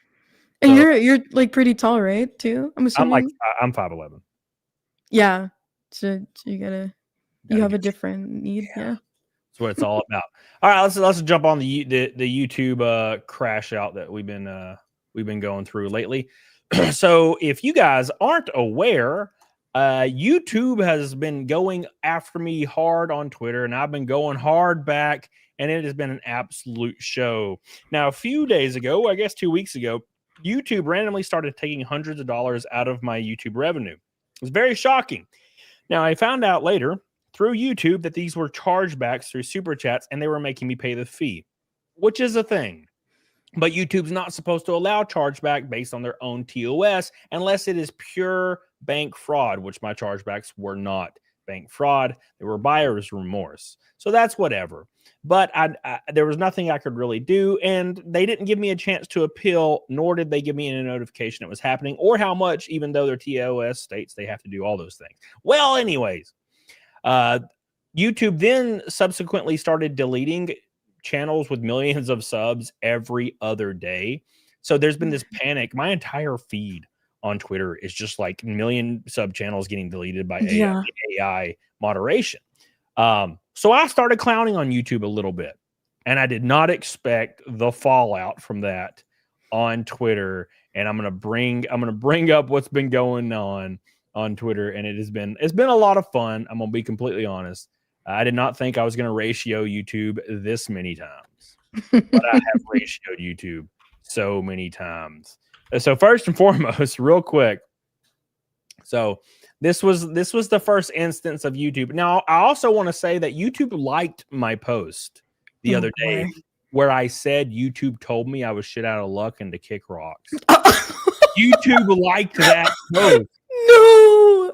Yes. Well, I'm not surprised, but sheesh. That's rough, dude. They liked it. It's like right here somewhere through my mountain of tweets. There's the image of them liking. Look at all my sad posts of this. I'm sad. But no, they unironically liked. Was that Dwayne the Rock Johnson like really thin? That I just no. Oh my gosh. That's Dwayne the Pebble Jackson actually. No, I went through all my emails with YouTube. But here it is right here where YouTube liked the post of me basically crashing out, which was very, very sad. If I can ever find it. God, I tweet way too much, guys. Hey, you got enough time on your hands. There it is. So YouTube liked the tweet of me saying I was shit out of luck right there. Oh my god. That is so messed up on so many levels. Yeah, dude, they went after me and it made me sad. So I decided to get my revenge. And here's how I did so. And I was like, I'm gonna go for the jugular every single day. So the first post where I did this was this one. YouTube started posting these cute little updates, trying to like, I guess, make it seem like they're totally cool, right? They said, thankful for creators who inspire us every day. This got like 2,000 likes. And I quote tweeted it. And I said, yeah, except for the creators getting deleted and losing thousands of dollars they already earned. And everybody, even Rumble, like the Rick from Rumble, the product manager guy from Rumble commented on it and was like, achievement unlocked. Oh, goodness. Yes, it was beautiful. And so I was like, you know what? We're going to do it again. So I did it again. Because YouTube keeps posting these weird, like vague, like inspirational posts. So I'm like, yeah, I'm gonna get them. It's toxic positivity. You'll be fine. Don't worry. I'm gonna get it again, right? So here's the second one. It says curling up with a blanket with a blanket and some snacks to watch a 2-hour breakdown of a 3-hour movie you just watched. So I was like, I can't do that anymore, YouTube. The channel I used to watch for that was deleted fraudulently by y'all. I saw that. That was so Yeah. funny. I mean, it's sad for the channel, but like, I'm just like, your response is like, you people are horrible. Yeah, they had 399 likes. I got 3.4 thousand. So I bodied them. And now for the grand finale, it says right here, if you've ever posted a YouTube tutorial on anything, you deserve a gold star. Now, I got to say, this guy was going viral a few days ago because his tutorial channel was deleted and he had millions of subs. Which means he likely had $10,000 to $15,000 in his revenue account that YouTube's keeping.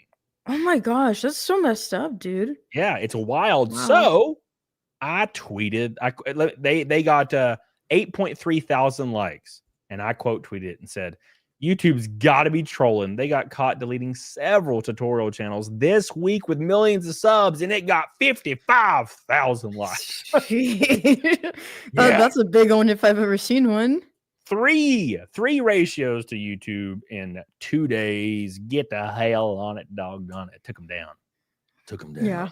It's been a lot of fun. Stick it to the man, as they say. It's been a lot of fun. Yeah, dude. I've been having a lot of fun with it. So it's been crazy, man. It's been crazy. And I've been in talks with Kick, Rumble, and even Odyssey about like what is the plan for these platforms, right? Because something's got to happen. Like something's got to happen, and I do think Rumble will scoop up some market share. I think they're in the best. Probably best generation to do so, or timing to do so, and the best environment and atmosphere to do so. Because I think they have the most market share, with the exception of obviously Twitch or something. Yeah. Right. So they have a lot of creators on there. Every time I'm scrolling through my Facebook reels, I see Rumble ads just all the way down. Right. So I think that so Twitch obviously has a different problem, which is more targeted towards VTubers, and I think YouTube has been targeting VTubers as well for a different couple reasons. And so I don't know if they're too big to fail right now, and not that I want to see because YouTube, at least for me as a young person, a lot of memories, but the way that they're going, I don't know. This is a chance for Rumble and Kick to really take the lead here if they want to. What I think Rumble needs to do, and I'm not in any way, shape, or form employed by Rumble, but I think Rumble needs to set aside some like a big chunk of monies, and look at the creators who make, let's say, look at your top 100 most super chatted channels in the US and Canada. Look at those channels, look at their analytics, and be like, okay, we have $50 million. We're going to take this 50 million and we're going to divide it up to these 100 creators for a salary, and we're going to bring every one of them to Rumble, the top 100 super chatted channels in America and Canada. We're going to bring them all to Rumble on a salary of like $300,000 to $400,000, or maybe somebody gets 8, maybe someone gets 2, depending on what they're making, right? And bring them all, and I think that would completely nuke every other streaming service. They would have the market then. And I'm actually, I don't know. Maybe it's because I don't work in a corporate environment. Maybe it's because I don't really know what I'm talking about. Maybe I'm talking out of my ass. But that would be the first thing I would do if I was employed. I'd be like, how much money? Do you remember Mixer? I think that was Microsoft's thing before they got nuked. Mixer, yeah, I remember. Yeah, with Ninja, they gave him the contract. I think it was Ninja. I don't remember. They gave him the contract. I mean, yeah, like you, Asmon, maybe Tectone, like if they give you guys like some sort of contract, I'm sure that they could bring a lot of people there. In terms of VTubers, I don't know, because I don't think Rumble is like really a conservative platform per se, right? But it is very political to some degree. well, yeah, sure, yeah, of course, and also like there's like some people have like immediate like reactions to VTubers. I don't know what it is. Like, what is this bullshit? They don't like the anime character on the screen, even though they pull in a ton of money. Like the top like VTubers pull in all this money. It's crazy. Yeah, dude, I'm gonna start one. Really? Yeah. You need help looking for an artist? It's gonna be poop. I'm gonna call it like Poopy Boop or something, and it's just I'm gonna have like a girl voice changer, and it's gonna be adorable. And I'm gonna do play Resident Evil and just be like blah, just freak out and be a psycho. You should. And then I'm going to raid myself every day, and then I'm going to start beef with myself on Twitter, and it's gonna be they're gonna get huge. It's gonna be. Oh exciting. my goodness! If you do that, I might have to make a meme or two of that. That sounds No like a disaster waiting to happen. No one will know. No one will know the voice changer. It's funny because probably like now if I ever raid a VTuber, they're gonna be like, "Is this Camelot?" I'm like, "No, that was a joke." No, it's Celestium Camelot. I'm like, "No, she's been on." No. No, because people are gonna start thinking that. Like, oh, which one of these is Camelot? Which one? Trying to listen to the accent. They'll never know. He's gonna put on a New York accent. Yeah, Niall. So this is the first time I've ever seen a Twitter live stream. What's up, buddy? How you doing? Yeah, I saw the X logo and I was like, what the hell is this doing in my chat? What is this in my chat? It's an X logo. How dare you? Oh yeah. But anyways, yeah, I'm excited. I'm excited to get things done, and I do want to get back to playing games though. I love absolutely. I love that for you. YouTube hates it. You play a game, you get like 8 viewers. It's brutal. Oh, you're telling me that's why I don't play video games? I noticed that lower viewership. Yeah. No. It's absolutely brutal. Shapefire says pre-recorded scam, etc. Damn, they got me. 2 people I watched streaming together. How you doing, Holy Mystic? Hope you doing, brother? Or hope you doing well, brother. Big shout out to all the peeps in chat, all the super chats. I think we're a pink boy away from a rainbow knot, and we're 280 from Naked Snake for the 538th time in a row. If you guys want to, are you married, Celeste? You probably don't even talk about this actually. I mean, I don't mind. I'm engaged right now. Okay, cool. So hopefully next year. I was like, I don't know if you're gonna stay for Naked Snake while I fucking sing. Probably not. I don't know. Some people do, some people don't. It depends on who. Gotta be respectful of the person I'm with, you know. Yeah, I get it. Maromi, I usually watch my phone. I get no ads on YouTube, but Romo just pisses me off.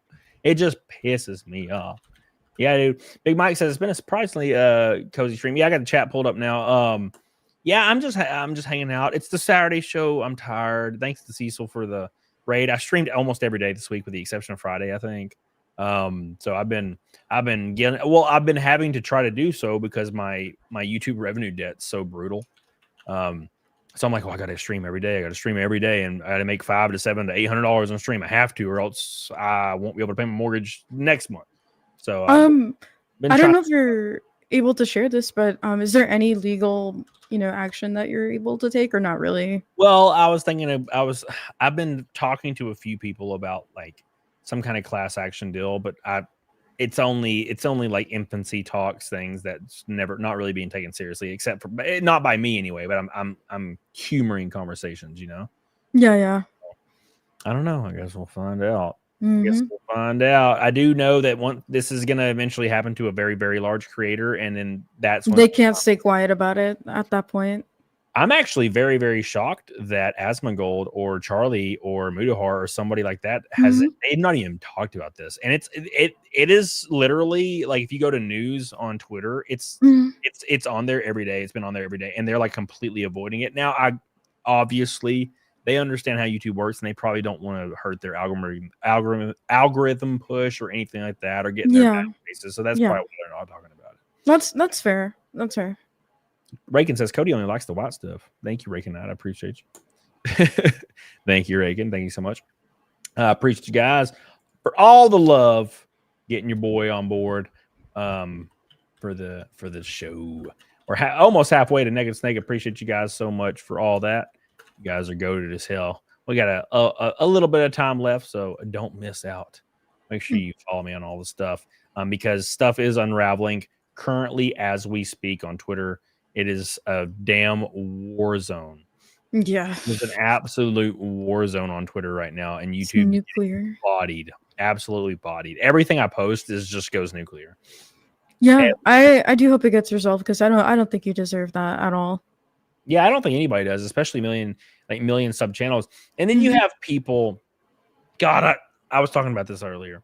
The Dunning-Kruger people, man, that are like, this is why you should never ever do YouTube as a full-time gig. You should work a full-time job and only start doing content creation full-time when you're I unironically saw this yesterday. Guy said you should only ever do YouTube full-time if you're making $1 million a year. And I'm like, are you 11 years old? What the hell are you talking about? $1 million? $1 million? Most people don't make that. Most people Yeah, don't make that. yeah, they don't make a tenth of that. Most people don't. Yeah. The median income now is like 60 grand or something. Like people are in you should $1 million. No, if I'm making $300,000 on YouTube every year, Yeah, no, you're good. I'm quitting my job and I'm gonna focus on this. Absolutely. People are insane, and people are like, "This is why I would never be a streamer," or "This is why I would never trust content creation," or "This is why these people should have known." I've been saying it for years. YouTube's on a time. It's on a timer. It's going to be gone soon. And I'm like, oh yeah, that's how I'm going to live my life. Something may be gone someday, or I may be old, or I may die. Therefore, I can't do anything in life. I just got to sit around. You make 0% of the shots you don't take. Yeah, it's so frustrating to see people like, I'll post a picture like of my gym progress, and people will be like, yeah, I don't see a point in going to the gym because like I want to live longer, and going to the gym. You're what? No shit. People you're joking. They unironically say this shit, and even though it's the complete opposite, but they'll say that stuff, and they're like, yeah, I'm trying to live a long time, and I'm like, is this real life? Like you're saying the reason you can't do a thing is because you might die one day. And they use that excuse for everything in life. Well, I can't do this because I might die one day. Well, I can't do this because I might die one day. Like we're all gonna die one day. Come on, man. You're just gonna sit around and not live life because you might die one day. And not only that, if you want to live longer, you should work out. Like, what kind of a logic is that? Well, Goodness gracious. People will assign. Like they'll assign negative aspects to things you're passionate about to remove the accountability of them not doing that thing. A lot of people are really insecure about like how they look or how much they weigh or their fitness level. So half of those people will say, damn, I wish I could do that. And the other half will say, that's actually bad. And actually being fat's totally cool and awesome. And I'm going to live a long time. It's the same thing with it's the exact same thing where like women just messed up everything for men. They messed it up for men that have no common sense, right? So for example, women started saying this phrase. They started saying, I love dudes with dad bods. And when men heard that, they literally had no idea what these women were referring to. So this was born out of Daniel Craig in one of the James Bond movies. Oh no. He looks amazing. He just does. He's not shredded. He just looks great. Yeah. He looks great, but he's not shredded. He looks like a good looking dude. Yeah. And people were saying, like, women were like, oh my God, his dad bod's killing me. So they were like, I love dad bods. And that's what they were referring to. And then Jason Momoa came on the beach and he was jacked. He just didn't have abs. He had a strong looking core. Oh, dad bod. Same thing with that one dude from High School Musical. What is his name? Anyways, yeah, whatever. He came out and he had he looks awesome, but he's a little bit more weight on him, just a little. And they're like, God, his dad bod's awesome. But for some reason, unbeknownst to me to this day, Zac Efron, thank you, Sean.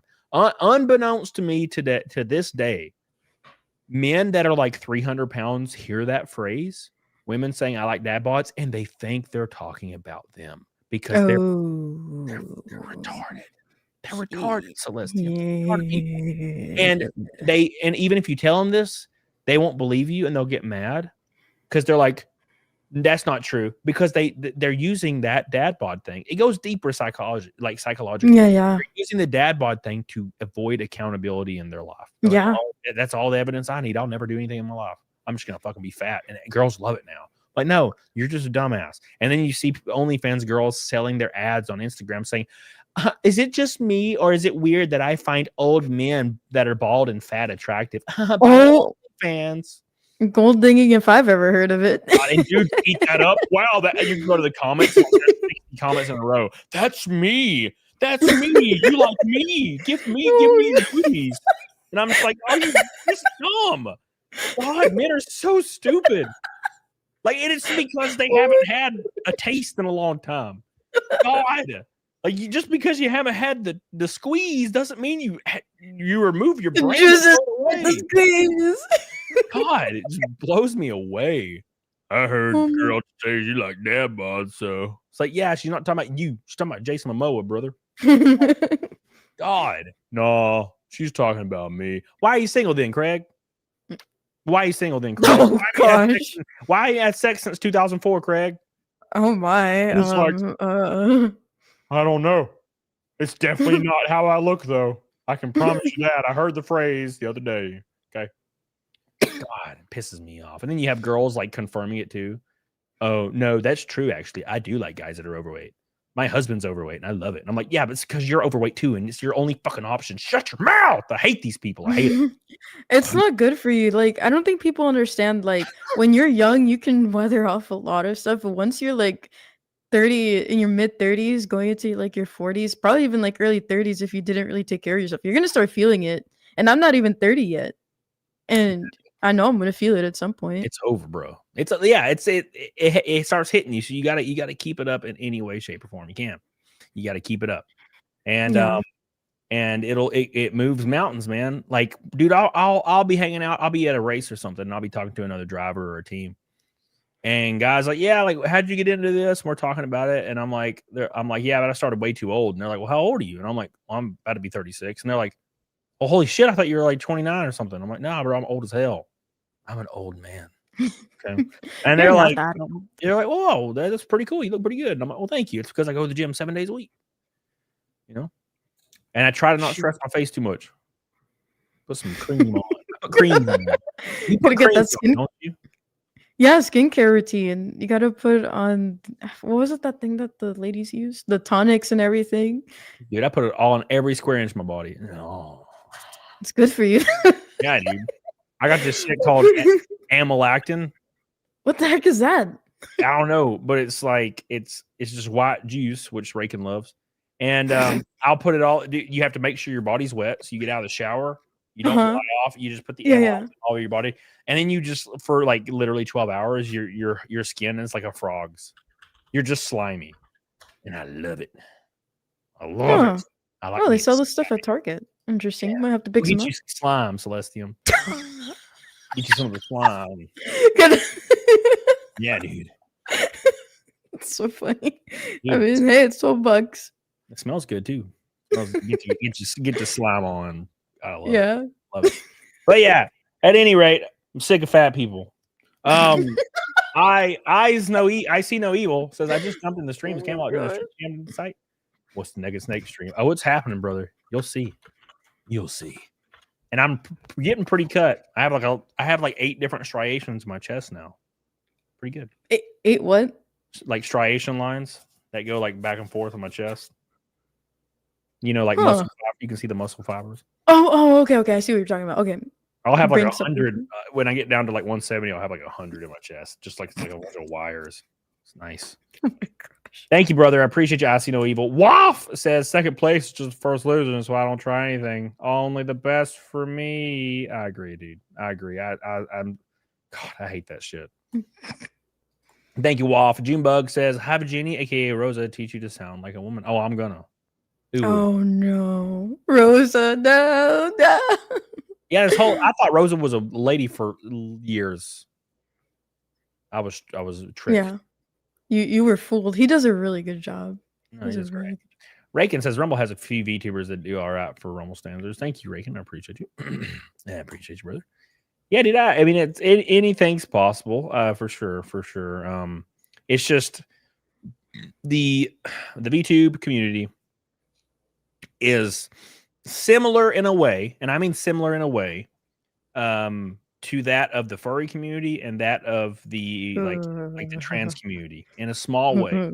Whereas the people that are really bought in will fucking move mountain and earth to destroy you if they hate you. So, like, for example, like when the thing that happened to me years ago with VTuber, that people still talk about it today. Yeah, what happened? Because I'm not entirely sure what was going on there. So I had a bunch of VTubers on my show like over and over, and I had Mhm. the bunny VTuber on, the bunny, and it was a great show. It was an awesome show. She's fantastic, super entertaining. Mhm. And I would roast her on. She would randomly roast me on X, and I would roast her back, and it was fun. So and then one day I like posted a picture of this girl that I train with, that I'm always hanging out with still today, named PDH. She's just a hot blonde girl. Yeah, And yeah. I posted like an emoji over her face, and I was like, totally not hanging out with this VTuber, like in real life. And it was like a fake dox, and I didn't know that was a thing. And dude, everybody went after me, like the management, thousands of people. I had death threats lining my inbox, people going after me. Like it was on fucking like 4chan, like on the front page, and I was like, Jesus Christ! Wait, was it Pippa? Yeah, yes, Oh my gosh. it was sad. Oh. It's one of the one things I regret. I just wish I would have known more, because Yeah. she was really fun. But that happened, and then it was over. But people still talk about it. It's been years, and people still Yeah. talk about it today. They're Oh like, my gosh. I'll like see a random video about me talking about like my YouTube channel, for example. Like, oh, Camelcast YouTube channel is under attack for this reason, like modern day. And I'll go in the comments and be like, did you know what he did to this VTuber 2 years ago that she probably doesn't even remember nor care about at all? Like, they're like still like, do you know what happened? Do you know what happened in 1937? I was there. It's like, calm down. Yeah. No one cares.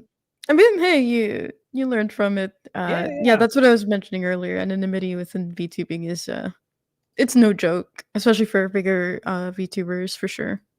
Yeah, it was sad, but hey, man, it happens. And but it was also it was totally fun. It was totally fun. Anyways, Zeno said I made a mistake of mentioning it in the chat, and people got pissed. I don't talk about it. Because it will bring unnecessary things towards that person and and back, So Yeah, it's, yeah. I don't hold any ill will. I didn't hold ill will at the time at all, and I still don't. So I don't really care. So she's doing great, and everything's working out for the better. So it's all good. It's all good, baby. But yeah, I learned that day. I learned that day for sure. Yeah. Also, we're halfway to Naked Snake with a little bit of time left on the stream. I appreciate you guys so much. 538 Naked Snakes on the dock for today. Thank you. Appreciate you. Jason Jenkins says, I eat the booty like groceries and cereal for dinner. Oh my gosh. All right. What? Okay, Jason. No. All right, then. Oh my gosh. I appreciate you sharing with the class. Just having a serious conversation, and somebody raises their hand. It's like, yes, Jason. He's like, I eat booty. I eat booty, teacher. And the teacher's like, okay, Jason, thank you. Okay. I'm sorry. But you should know. Like, all right. All right, then. Okay. Your chat's definitely unhinged. I appreciate you, Patty Parlor. I appreciate you. We are 70 likes from 300, halfway to Naked Snake. Thank you, guys. Appreciate you. So alcohol sales in the U.S. are down 54%, the lowest since 1940. Why do you think that is? I wonder why. I'm broke. Yes. And it sucks. Yes. And like, why? This might correlate with something. So there was a study done like a few months ago.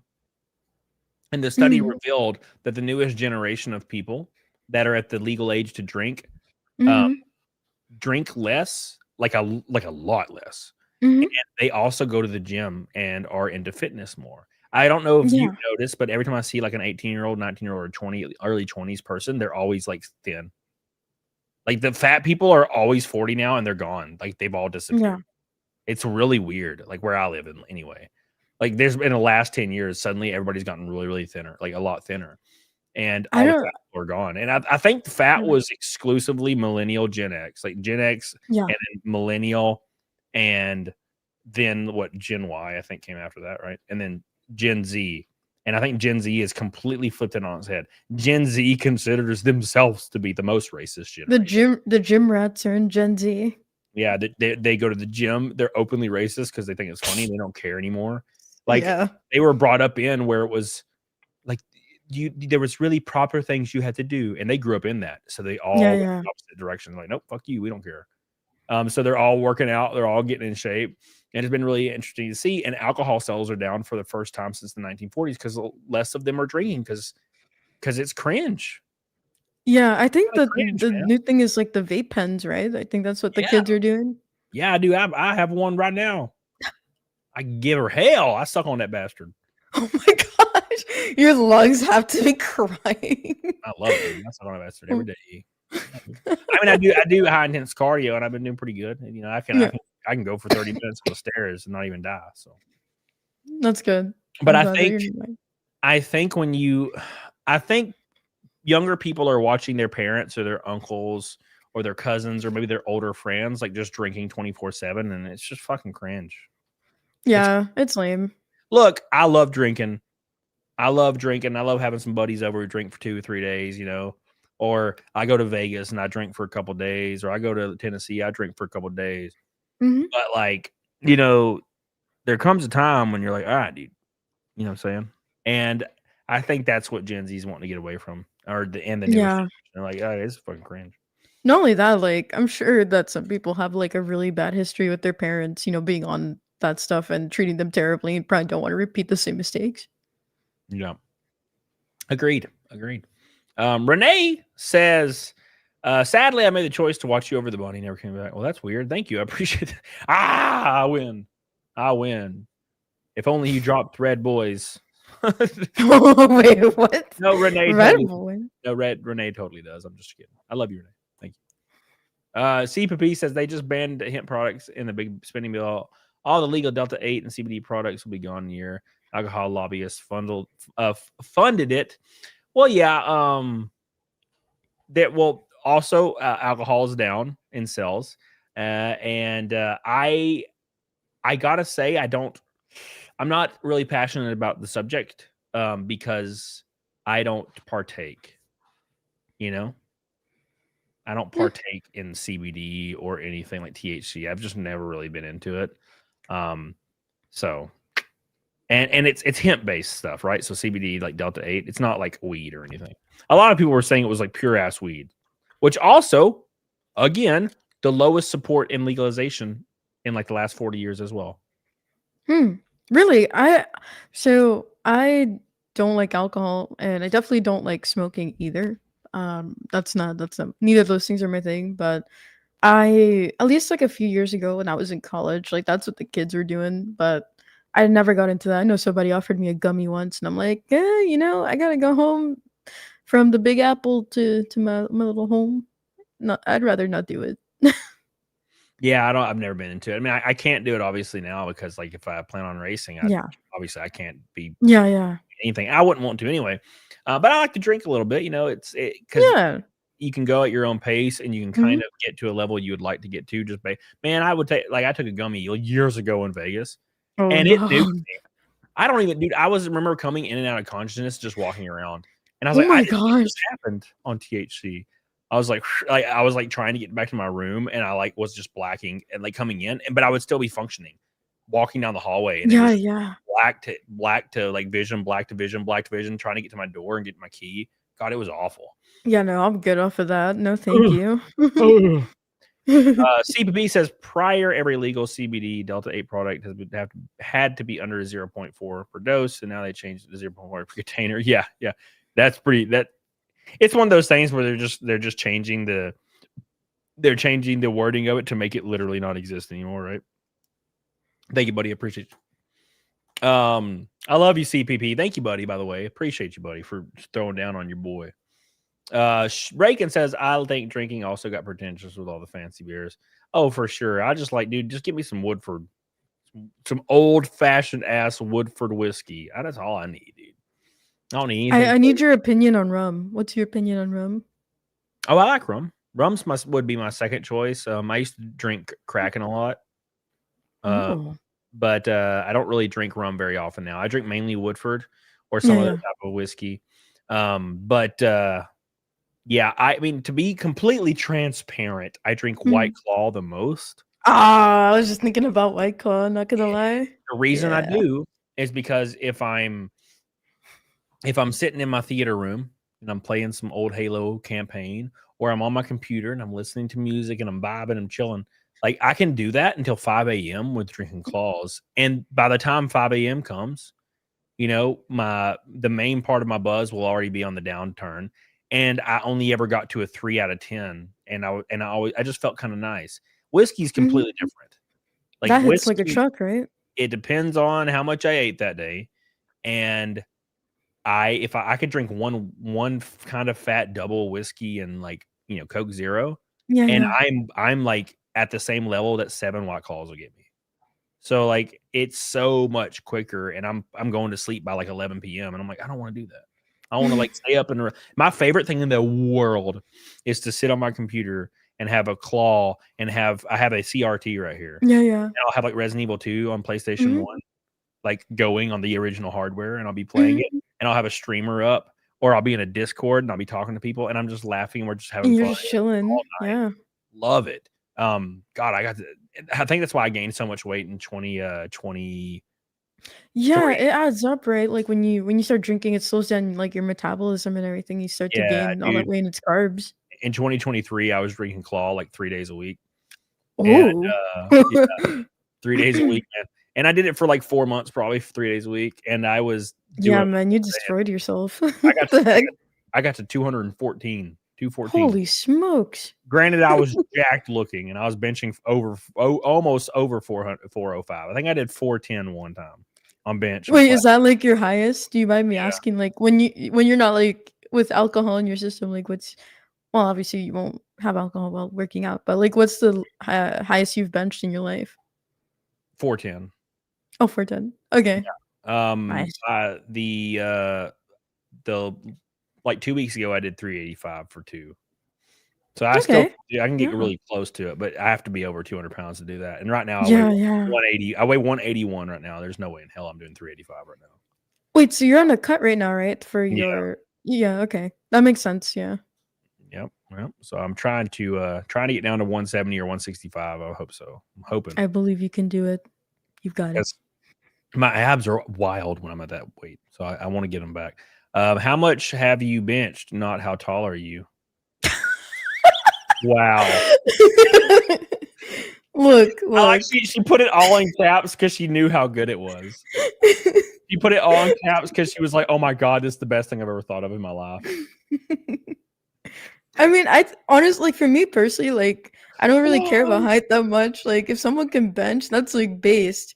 I think lifting weights is cool. I I'll s- really like. I'll say this on that subject matter. I think if you're a guy and you're like 5'2", look, you're 5'2", so that we have to talk about it. I'm just saying, like, if you're 5'2", either A, you're gonna have to get jacked. You're gonna have to get jacked because you're still gonna look like a cartoon no matter what. And then B, probably just like be with men. I'm just saying, like, if I was like 5'2" or under, this is what I would do. Oh my gosh. I think I have some natural proclivity to this. If I was like 4'9" or 4'10" as a male, I would Uh-huh. I would starve myself, and I would get an unbelievable like thin like curvy shape, and I would just be a femboy, and I just do it. No way. Yeah, I'd just be like, and I would just have boyfriends or something. What else can you do? You can be the short king you were meant to be. Come No. on. Don't do that to the short kings Oh, out dude, there. I know men who are like, because this, I mean, it happens. I know men who are like 5'1", and they are Yeah. like they are the size of a house wide because they're on gear and they're fucking jacked, but they're like 5'1", Yeah. and Yeah. I've seen their girlfriends, and their girlfriends are all like fat women that are like awful because they don't they it doesn't matter what they do, they're boned. It's like being born with like 4 eyes, or looking like the Elephant Man. That's as bad as being 5'1". At least the Elephant Man was like 6'2". right? Like Oh I'm my just saying, like gosh. being 5'1", that's like basically just being like the ugliest guy on the planet.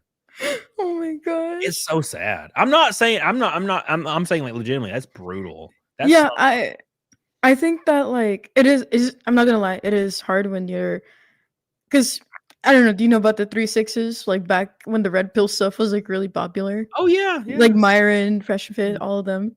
yeah, 6 figures, Mm-hmm. Six six pack. 6 pack and it's a 6 foot. Yeah. Yeah, it's crazy. Yeah, and I there's some yeah. truth to that. And like women are gonna have preferences just like men have preferences. Yeah. Yeah, everyone Shit, has their preference for sure. date I shorter don't girls. The shorter girls also want to have sex with 6 foot tall men. They don't want to date a 5'1" guy. Oh gosh. What happens when a 6'2" guy comes out from the alley and he's like, "I want to beat your ass"? As a 5'1" guy, you're just gonna be like, "Oh my word," and you're gonna run. That's when you pull out the Glock. Yeah, With the Glock. that's your only option. Because you weigh 132 pounds, he's gonna pick you up and throw you and take your girlfriend home. Right? Hey, you better not bring a knife to a gunfight. He's cooked. You know exactly what's gonna happen as soon as this big dude comes up and he pushes you down and you go as you fall down. And then like he picks up your like girlfriend under her armpits like this up in the air and just walks with her away. She's gonna be like, "Oh my god, ooh ooh," and she's gonna be like waving at you as she fucking gets taken off. She's Oh like, my gosh. "Wow, this guy just picked me up. This is awesome." Oh You ever my picked god. well, you haven't, but no, dude, man, I've been hanging out with some like goofy ass little girls, or this works on girls that are really tall too. Just I would like grab their wrist and I'll scoop them up like this on my shoulders, and I'll just be walking with these like 6 foot tall girl. That shit gets them fucking. That's insane. That's like you just went over to the faucet and you just cranked it on. That's exactly what happens. You know, the thing is, I know what you're saying. What? No. I know what you're saying. Yeah. Of course you do. Oh my gosh. Well, like, yeah. So no, look, dude, I love short dudes. I'd have no problem with it. If you were like a little, if you were my best friend in the world and you were 5'1", I would love you and cherish you. I'd pick you up when you were drunk and carry you to bed. But like, I understand. I would say like I have preference. I would say like yeah, people do have preferences, and I don't think there's anything wrong with that. And maybe this is gonna sound a little naive to some degree, although I know human nature, people will cheat.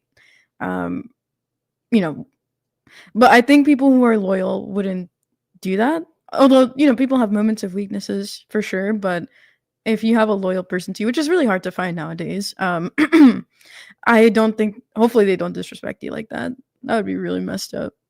Yeah, I mean, so I would say more than 60% of people in relationships, they're with the person they're with because it's their best option and they don't really have a better choice. That's the cruel, unfortunate truth about nature. And we all like to talk a big game. We all like to pretend that we're like holier than thou and we love this person. But a lot of these people are in a situation because they're in that situation and they have no other opportunity for improvement. And then they go on vacation to Vegas. And then they're at the club and they bump into a guy with giant abs and he's tall and he scoops them up and it's like dancing with them, throwing them around. And suddenly they're like, holy shit. That's what I'm saying. Like, if nature's weird, man. Now it's different though. I think this is a bad take. I think that men and women who have been sexually active and like been around the block, Promiscuous, and they choose a person that's hyper attracted to them and vice versa, they're less likely to do so because they're like, oh, it's not worth it. Like my wife's way harder than you, and I've been through 100 chicks. Why would I fucking care about you? Right? Whereas a guy that's been married for 10 years and he hasn't had sex with his wife in 3 years and he hasn't had sex with anybody else and he's only been with 2 women, goes to Vegas, and then like a pretty hot blonde walks up and just happens to connect with him, he's dicking her down that night. I'm sorry, there's no way around it. There's no way around it. It's like, oh, I found a briefcase with $1 million in it. I guess I should turn it into the police. No, actually, I'm 4 months behind on my rent. I'm taking this home. That's it's hard when that temptation is there. I would say that and I'm gonna insert a Christian perspective here. Like, discipline is so important, even when it's hard. And I think that's one of the great things about like being a Christian is that God gives us the blueprints, and we should try to follow it as best as we can. Again, most of the world or most people who are like secular atheists don't really care about this. They'll do whatever they want Yeah. at the end of the day. And I think that's why it's important to have religion, because it helps prevent a lot of these things. And not only that, as a society, like if we go into the deep rooted problems, we need to be healthier, try to, not for just the sake of being like attractive, but the more unhealthy you are, the less you have to live. And it's like, if you want kids, you gotta be healthy and I'm stuff. gonna So I'm gonna speak to that here in a second. yeah. Shout out to Allied Cloud says not sure if should drive a super chat. What do you think? What do you mean? What do you mean? What do I think? Oh, I don't think so. No, I am too proud for your delicious money. Thank you. No, sir, I would never take such a super chat from anyone. Billy says for Nega Snake, also Trump's being stupid banning him, but it's because the pharma and beer companies despise us using better stuff, he says, like whiskey. Hell yeah, brother. Well, thank you, Billy. Hiller from Kentucky. What's up, dude? You changed your PFP to some cheeks. Says, I don't trust any man that's under 6 foot, Mr. 5. Damn. You're just 1 inch away. 1 inch. God, that's a story of Just my round life. up. Just round up. It's Story fine. of my life. Oh, God. All right. Thank you, Hiller. Appreciate you. The guy says to play devil's advocate, Cody, Danny DeVito is peak alpha male. Now, that's completely different. That is completely different. Dan DeVito is a god for other reasons, okay? He's like a king. He's a king, you see. Thank you. Thank you, Guy. I appreciate you. So you said something interesting. You said you, for not finding yourself in that position to do something disloyal. Whereas I will say, now I'm going to add 2 things to this. So first things first, I will say several of the women that I hooked up with off Tinder over the 2 years I was on that sumbitch full time. Yeah. Like I said earlier, 70% of them were married or engaged, and the vast majority of them were Christian. So take that as you will. But the other part of this is, I think I've had this conversation with people who are like super atheists, and they can't seem to fathom it. Like you say, we need religion for morals. I completely agree. The reason the Western society is the way it is because our culture has been kind of created, especially like in Europe, like starting out in Europe, and then now Western culture in the Americas all has roots in like Christianity or something similar, where all the morals are generally the same. Don't steal, don't kill, blah blah blah blah blah. And that's kind of how society. There is hundreds of years of that belief structure reverberating through our society, and there's no way to get away from it. And I used to think the complete opposite.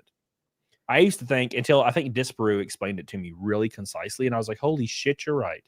Because I used to say, I believe that I don't need religion for morals. I know what's right from wrong. That's silly. Why do I need God to tell me if like stealing is wrong or killing is wrong? I already know that is wrong. But there's a reason I know that's wrong, or there's a reason I feel that that's wrong in my heart, and it's because from my upbringing has reverberated through. Oh no, Nick. Wait. Wait. I just saw your chat. What? Look at your chat. From Allied Cloud going ham as hell. Oh my God. It's the first $500 super chat in like 6 months from the beautiful people at Allied Cloud, who also sponsor me in racing. Big shout out to my boys, including Jeff on the road. Thank you so much for the giant super chat. Getting me, I can't pull up Instagram. I hate Instagram. For getting me ever so closer to the YouTube, releasing me from YouTube prison. Thank you so much. Big shout out to these people. I appreciate you. I did not expect you to go that hard. I am thankful. I didn't think you were going to go that hard, my friend. You got me like stumbling over my words and shit. Hold on. Let me pull it up here. We're gonna pull up something for the boys. Where is it at? Is this the part where I cover my eyes? No, I'm not going to pull out my shillelagh. I'm get banned. I'm not trying to get banned. Where is it at? Why can't I find the Allied cloud or Allied cloud car? I'm stupid or something. I literally raced it in like Madura, California, and I can't find the bitch. Well, at any rate, it's somewhere around here. Oh, I know what to do. I'll go to Allied Cloud's X account. That's why. Like X is just bare. I post so much on X that if I try to look up a picture on my account, it's not happening. Yeah. Oh, look at that. It's right there. Oh, perfect. I'm so glad they did this. Oh, this was at Phoenix too. This is at Phoenix. That's even better. Oh, nice. Yeah.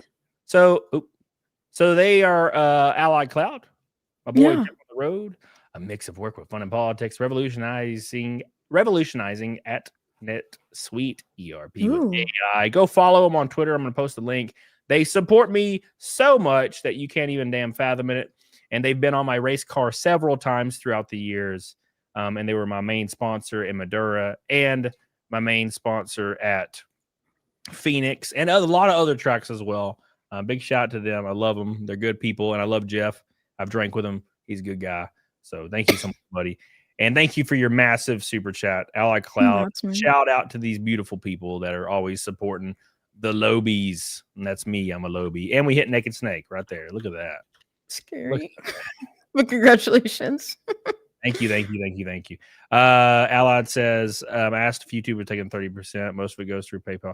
Appreciate you. Right now, I prefer YouTube just to get the YouTube like earnings thing fixed for me on the front end so I can pay my mortgage. That's my main concern. So this is what I prefer, and I appreciate you. I appreciate you doing that. Thank you. You are over the top. You're insane, and I love you. I love you for it. So sweet. That was really sweet. I gotta text PDH and be like, "Oh, Jeff throwing down on the stream." He knows who Jeff is. All right, thank you. I appreciate you. Thank you, brother. We love you, dude. Appreciate you. Look at that beautiful car. All right. Also, I'm so sorry for interrupting you. I thought you would want to know. Oh no, you're good. But my original point, yeah, I think morals are important, and I think religion kind of did that, right? For a long time, I think it was all based in religion. So I changed my view. I do that a lot, though. I'll change the way I think based on conversations I have with people, and I'm not saying that that's like the coolest thing in the world. I'm saying that I feel like that's really rare. I never see that. And for some reason, it's something I do. And like, why am I different? Why can't people do that? You know, people don't like to be wrong. They don't like the unknown.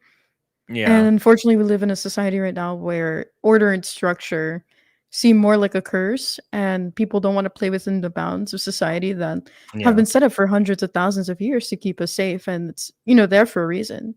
Yep. And then you kind of figure out the hard way, unfortunately, and affects the generations that come after them. So, Yep. 100%. I think it's important. I may not be religious, but I do think it's important. And it's like an important staple. It's, teaching people a basis for morals. I think that's really important. And you can see the difference in religions if you go in different places of the world. Yeah. There's places that completely are devoid of it, like North Africa, like completely devoid of religion, and your schools just get raided and kids get beheaded like every day in North Africa. There's a reason for that. Yeah. And there's religion that allows for extreme violence in certain places, and extreme violence happens in those places, and it's because their religion for thousands of years or hundreds of years at least has been like, yeah, this is how we do things. So all Western society is based in Christianity, or at least it was formed that way, and it's reverberated for a long time. And I think that's why our morals tend to be less wild. I mean, for example, look at the U.S. Like everybody always likes to say, oh, the U.S. is like 5th in gun crime or something in the entire world, or 3rd. But what they fail to realize is that if you remove 5 cities from that equation, 5 densely populated tiny cities from that equation, we're almost last. We're 183rd or 184th in the entire world in gun crime. We basically have 0 gun crime, with the exception of those 5 cities. Yeah. Right. And that's the issue. That's and I think that's those cities have zero morals. Like they're just fucking. They're like the Wild West. Mhm. Those cities are on paper more dangerous than the Middle East. Did you know that? Did you know Chicago has a higher murder rate and like violent crime rate and theft rate than the Middle East, like I Afghanistan? didn't know that actually. Yeah, I it's know Detroit fucking is a big one. it's unfathomable. And when I tell people that, they're like, "Wait, what do you mean?" I'm like, "Yeah, Google it, bro. Look at the crime rates. Like Afghanistan is safer than living in Chicago. It is That's safer. wild. Holy smokes. Like it's crazy." But at any rate, right? So, yeah.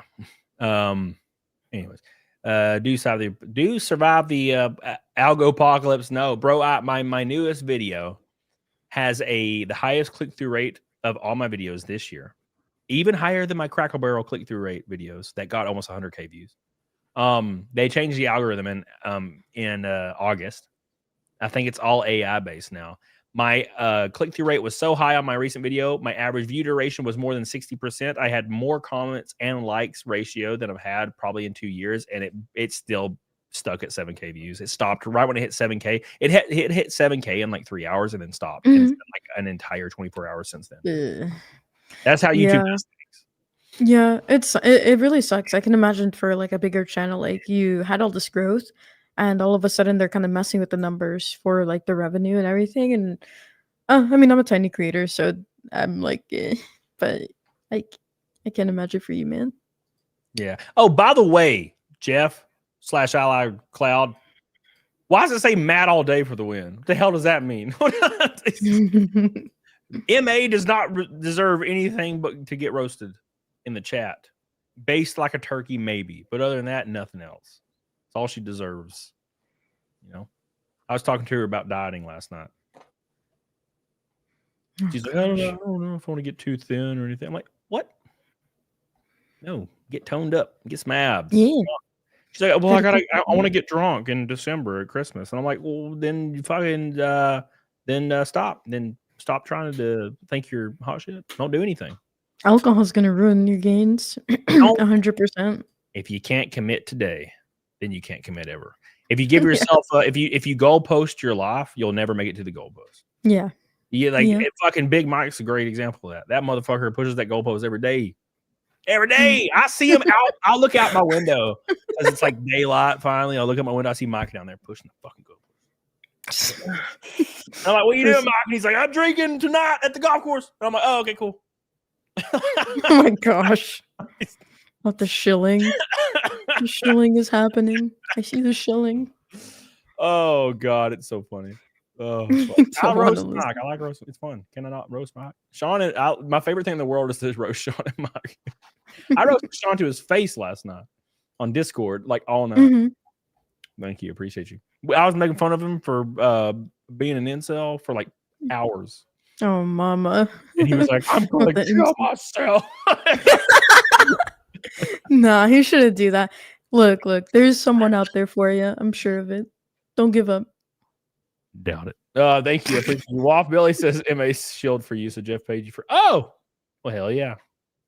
There you go. MA, thank you. Allied Cloud. MA through Allied Cloud in their joint effort are loving on me, and I appreciate you guys. They're good people, both of them. Appreciate you, Allied Cloud. Thank you, brother. Love you. I love you. And that's a sharp-looking car. I'm sure we'll have some more Allied Cloud next year. It's going to be awesome. I'm excited. I'm very, very excited for next year.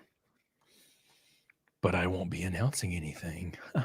It's a secret. Yeah, I like that. I'm just going to watch the world. I'm just going to watch the world burn. It's going to be fun. Thank you, Allied Cloud. I appreciate you. Love you. Thank you. It's awesome. See the chat, bro? Which one? Hold on. Let me scroll up. Beautiful. Phoenix. Yes, Phoenix. I'm still scrolling. We talked about that one. There's a reason we're on the hood. Yes, sir. I did not realize my phone died. I apologize. This Matt is all very day for embarrassing. the win. MA is good people. Okay, yeah, I'm caught up. I was making sure I was caught up. Thank you, Jeff. Appreciate you, brother. Oh my gosh, my head itches. Thank you, Ally Cloud. Appreciate you guys. Gotta drink water. You need to hydrate your team. I left my water downstairs. because I brought a Monster instead. Oh, come on. What? White Monster is what keeps me going. I look forward to it all day. I think about it all day. I can't drink that stuff. It gives me heart palpitations. Dude, I drink pre-workout that has like 300 grams of caffeine and like all kinds of other shit, beta alanine. I'll smash that stuff. No. Yeah. No, I can't. No, but man, you have no idea how it used to be back in like 2016. Oh my god. No, I don't know at all. The I was early 16. days. The early days. Man, I used to go to the gym in like 2016. I Yeah. started in 2014. 2016 is where I started like really going hard and making progress. And they would have new pre-workout at the gym every day. Oh, nice. Yeah. And there was one that was called like Dust Extreme. And Oh, the Dust funniest part about Extreme. these pre-workouts is they would be on the shelf for a month before they got removed and banned. Oh, really? What Because did they have like something in that you they would shouldn't just have? fail drug tests if you took them. Really? So, yeah, Oh my like they were gosh. like Dust Extreme is the one I always think of.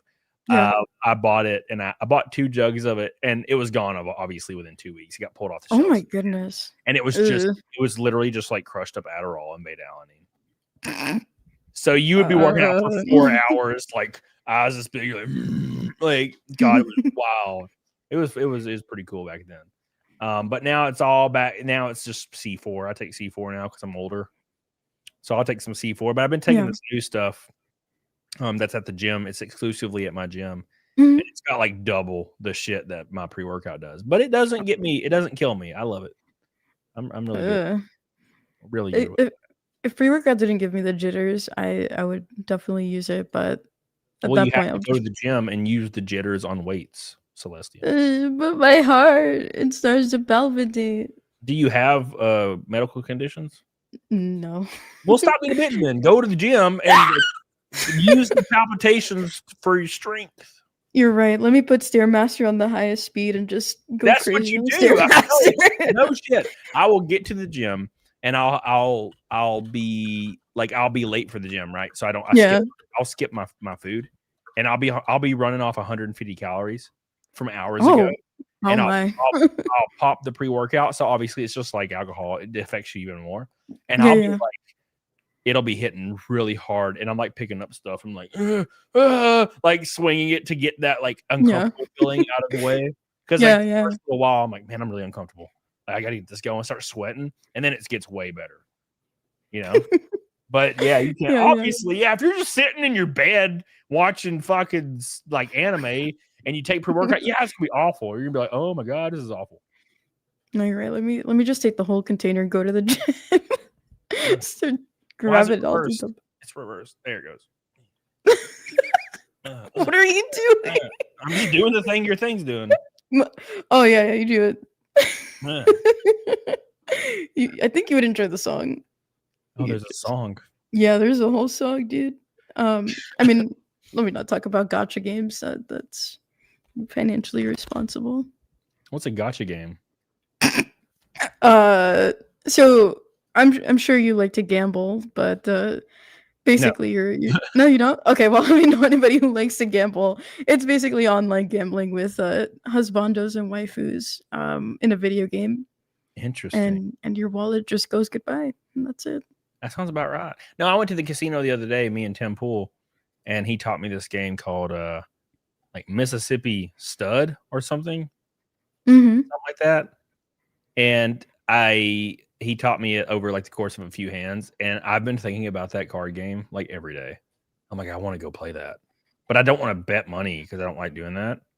But I want to play it. Like I want to sip on claws and play like that game all night. Dude, check if it's on Tabletop Simulator. Maybe you'll find it there. Yeah, dude, it was really cool. It was really, really cool. You know, but your head was just bopping to it. Oh yeah, I'm like, let me send you the song. Hold on. Now it's like Pokemon cards. You gamble trying to get the best character. Oh, interesting. They have free rolls online, like buttered. Don't rolls. do it. Don't like, do it. It's like not worth it.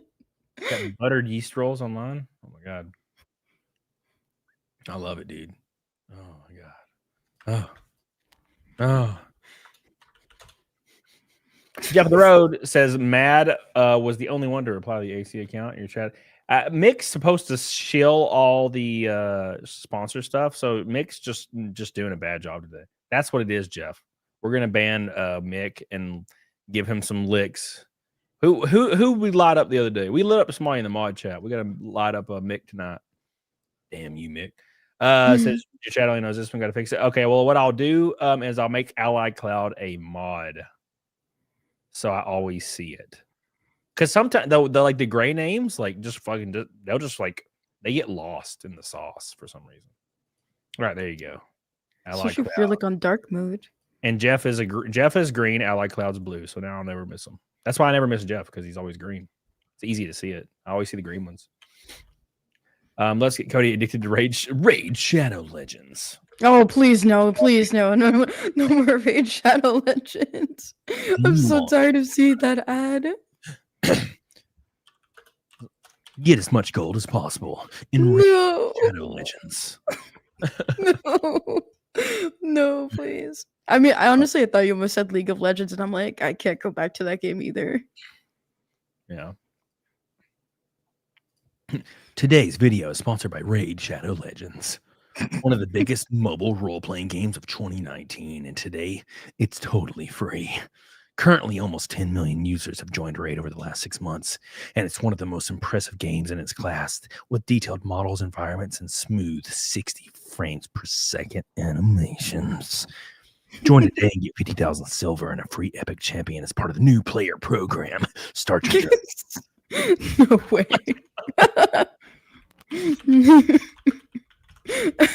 That'll be $1,000. Raid Shadow Legends. Thanks. Yo, Cam, you sucks and screws you over. Thank you, Matthew. No, they need to give you 5,000 after the beautiful 5,000. Yeah, 5,000. Make it 5,000. Yes, sir. That'll be $5,000. Thank you. I appreciate you. 5,000 smackaroos. Thank you. Thank you so much for all your love. I appreciate you. Yes.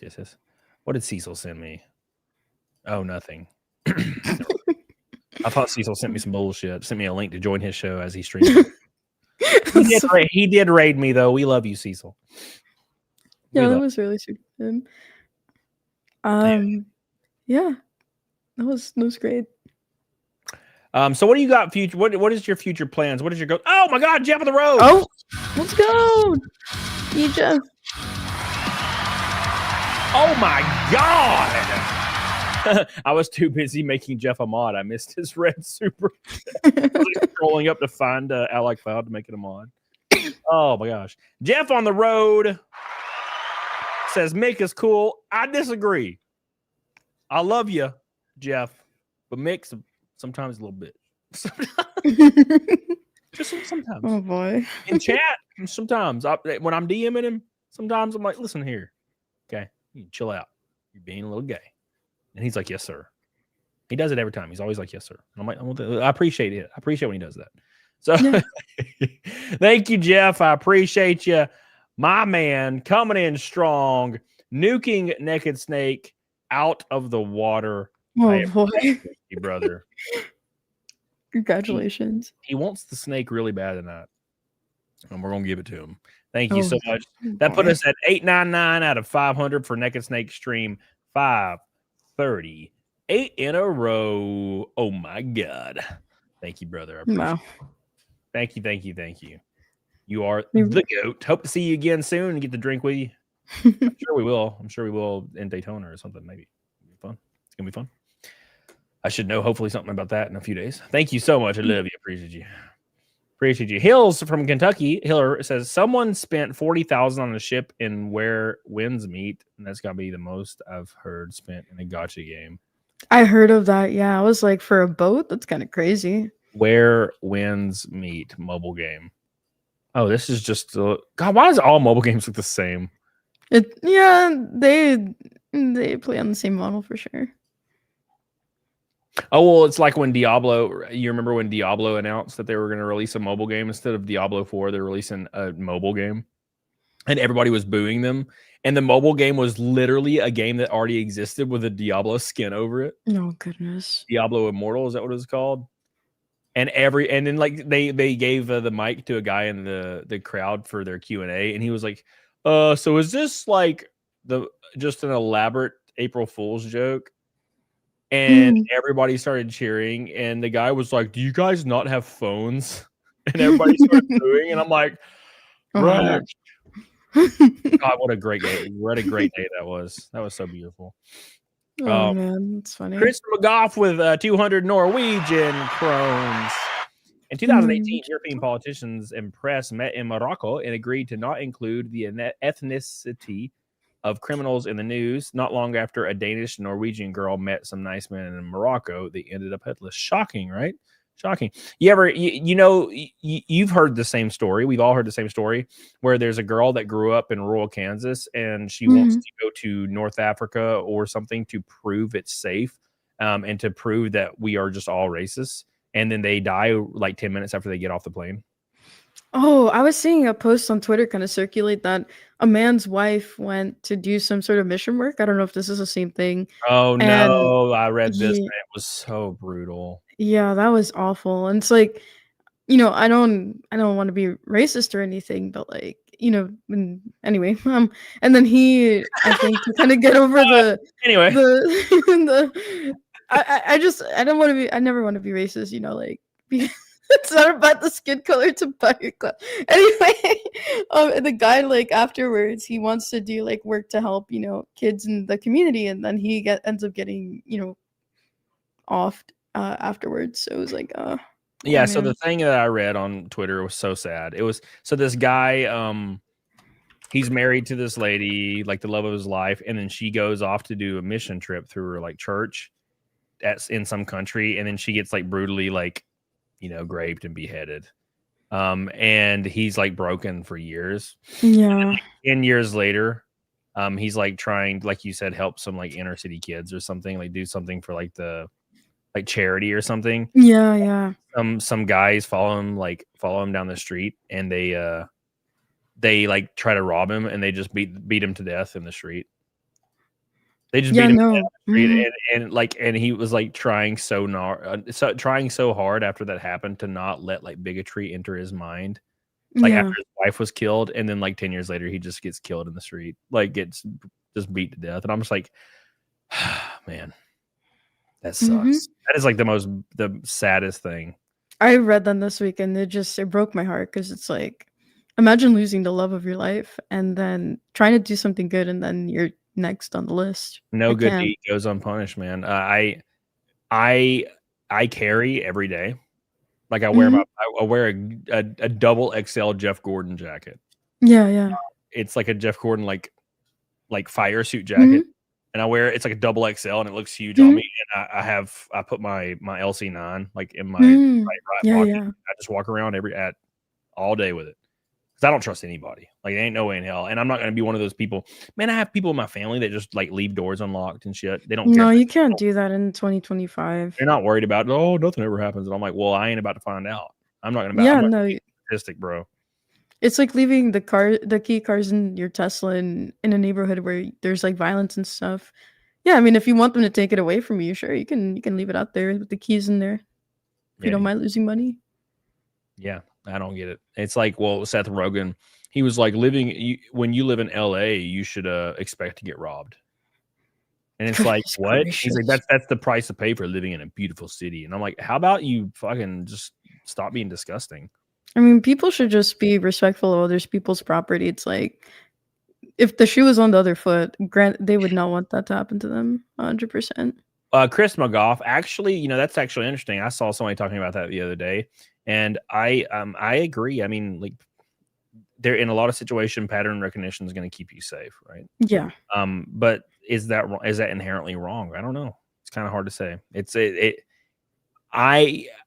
I would rather be called racist and alive than dead and considered not a racist. And by that they mean weak when you die from it, right? So all I'm saying is if you're in a bad neighborhood and there's like fucking people all like everywhere, it's weird. Yeah, I'm not gonna go walk down the road to prove anything to anybody. I think intent is also like really important because if you're not just trying to be nasty to people right off the rip for the sake of doing so, and you're just trying to protect yourself and be cautious, I mean, you have to do it no matter like where you are. Even if you're in a good neighborhood, you have to have like 10 eyes behind your back and make Yeah. sure you're safe. Especially if you have like kids. Like, are you gonna live life in a daze? Like, you're not ever gonna protect anyone that way. You have to Yeah. be super careful. Yeah, I'll be walking. Like I remember, I used to have this friend named Tiny, and she was like a 5 foot nothing, little goofy, like aloof, like cute girl. Which is why like she's so special, because she was just such a little goober. But I would walk her. She would be like, "Hey, I'm gonna go to Walmart," and I'd be like, It's 2 a.m. What do you mean you're going to Walmart?" And she's like, "Yeah, I'm gonna go to Walmart real quick," and I'm like, and she's like, "What?" And I'm like, "Let me get my shoes on, because I'll go with you. You're not going to Walmart alone at 2 a.m. Like, what are you doing?" And You so gotta self-preservation is so important. I don't think people understand that. It's not about being racist or whatever. It's about protecting your life in this crazy world. yeah, and I would go to like Walmart with her, and she would just be like la la la la la la, walking around. Like, she looks like your little avatar right now. She'd be like walking out of Walmart, la la la, Yeah. like singing to herself, and I'm like, I'm packing, and I'm like walking like a foot behind her, and I'm like, look left, look right, look behind me, look. Bodyguard. I'm looking everywhere because we're out there at 3 a.m. and it's dark, and I'm just looking around everywhere. And she's like, derp, derp, derp, walking towards the car, like it. You know what I'm saying? That's what I do. Yeah. Like, and I do that nowadays. Like, if I'm leaving the gym and I have like PDH with me, leaving the gym and it's dark, I like stay a foot behind her and I look all around. Yeah, yeah. It's just something I can't turn off. I'm like looking everywhere, looking all around me, and she's just like has her earbuds in, looking down at the ground, or looking at. I'm like, you better be glad I'm here to protect you from death. Yeah. That's awesome, man. Well, I'm glad that you care about her. That's awesome. Good Yeah. stuff. It's not that I care. It's just like this person's gonna die if I don't protect them. Yeah. Derp, derp, derp. They're literally just goobers. Like, they're all goobers. All women are just goobers. They're goober beads, yeah. Especially when they're like small autistic girls. They're even more goobers. We love the small autistic women. They're like, everybody's nice and everybody's good. No, No, they're not. while everybody's watching from behind like fences, I'm gonna kill that little girl over there. She's just walking. I got Pokemon cards. He's like, I'm gonna kill that little girl. If only that guy wasn't there. Yeah, no, I think, and that's another thing. And I don't know if I can talk. I don't know how much time we have, but I was supporting Movember until I figured out some stuff. But it kind of sucks that men have been emasculated in the last couple decades. And I mean, I haven't been alive as long as you probably, but just seeing it, right? Like, no man really wants to step in, because you never know, right? If they do, they'll probably go to jail just for trying to help out, a woman who's getting attacked on, like that one woman, I think it was North Carolina, right? The train, that was so crazy. And yeah, I think we got to stop emasculating about men. the guy that like had to go to trial for murder and everything. Yeah, and he's been convicted like a bunch of times and stuff. That was disgusting. Like, the brutality in this world, and then we're emasculating and bringing down men who just want to protect, not only their own families, but they feel like they have a duty to society, but they can't do it because, they'll be treated like a criminal, and they didn't even do anything. They were just standing up for someone else. So yeah, I 100% will say, with the exception of children, if I see something going down, like a dude choking out another dude, and it's like 10 feet in front of me, my happy ass is walking the other way. Or something else like similar. I'm not, unless it's a child, I would never get involved, because I understand these things. Like, I understand I'm not going to be going through courts for the next 5 years and then being in media and like people want me dead and or like support me in these ways, and I'm at the mercy of a court for like saving somebody's life. I mean, you ever hear about that story where like there was a kid choking or something? I think they were choking, and a guy like rushed over and like was hitting this child in the back, and they spit up the thing, and then the guy like walked away or something, and the mom tried to sue that guy. That's ridiculous. What happened to Good Samaritan laws? That's just how it is, man. Like, people do that, and that's why I don't hold the door open for people unless it's like a man. I'll hold the door open for like almost any man. And when it's a woman, it's very case by case. Yeah. I have to like really read like the situation before I ever do it, because I know for a fact there's certain people that I can tell like right away, and it's not like a color thing. It's Mhm. this is a demeanor Yeah. thing. I Mhm. can tell right away if they're going to like scoff and be angry for me holding the door. So I'll just let it. I'll let it fly. That's ridiculous. I hold the door for everyone, man, woman, elderly person, because I think that's the right thing to do. I But have been man, lit up several times for holding the door for certain people. that's ridiculous. I've been People lit have no the fuck shame. up. Yeah, I've been lit the fuck up for holding the door open, like by women, and I'm like, nope, no more. So I stopped. What a twisted world, bro. Like for holding a door, like it's almost like you slammed the door in their face. Oh my goodness. Yep, no more. Once you teach me why I shouldn't be doing this, I stop doing it forever. Now, granted, I pick my battles though. I'll know if it's like if I know the people that won't get upset and the people that will get upset. Like if it's like a 24-year-old like white girl that's frumpy and has blue hair, I'm not holding it. I There's mean, no way in fuck I I'll mean, because she can lock me that's up. She's gonna lock me up. I can see it from my little Oh man, dude, this world is so upside down, but yeah. No, thank you. Panda Bear says, hey, Panda Bear, how you doing? Hello. Anyways, I appreciate you guys. They must be trans then. It came from the south and we hold the door open for everyone. No, no, it's not a thing anymore, man. I mean, I still do it. It just depends on the person. You can tell usually when you're gonna get lit up over it. So I just don't do it. Were you asking me something earlier before the big super chat? I don't remember. Were you Nope. asking me like what I'm gonna do? Oh, okay. Shit, I don't remember. That was a million years ago. Oh man, I you're don't like me. Matthew says I only hold the door open for good looking women and slam it on everybody else. Well done. Yeah, it's good to live by. Good to live by. Hell yeah. Make sure you guys like the show, if you please. Give your boy some love. Check out my most recent video. Please, Mick, if you're still here, can you sling Celestium's channel in the chat for your boy? Give her some love. I appreciate it. Thank you. Give her some love.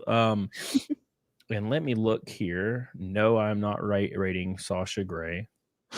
Who's Sasha Grey? She's a porn star from back in the day.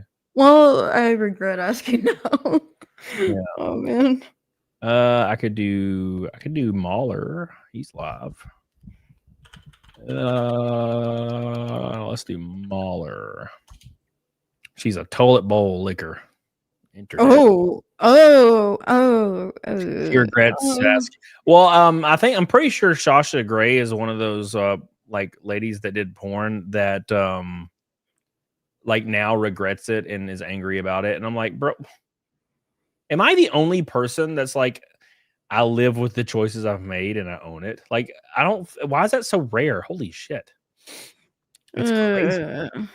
It's crazy. That's a whole can of worms to get into. I think it's because they don't want to be perceived a certain way, but they did the wrong thing in order to get where they are now. And again, you can do whatever you want, but you're not.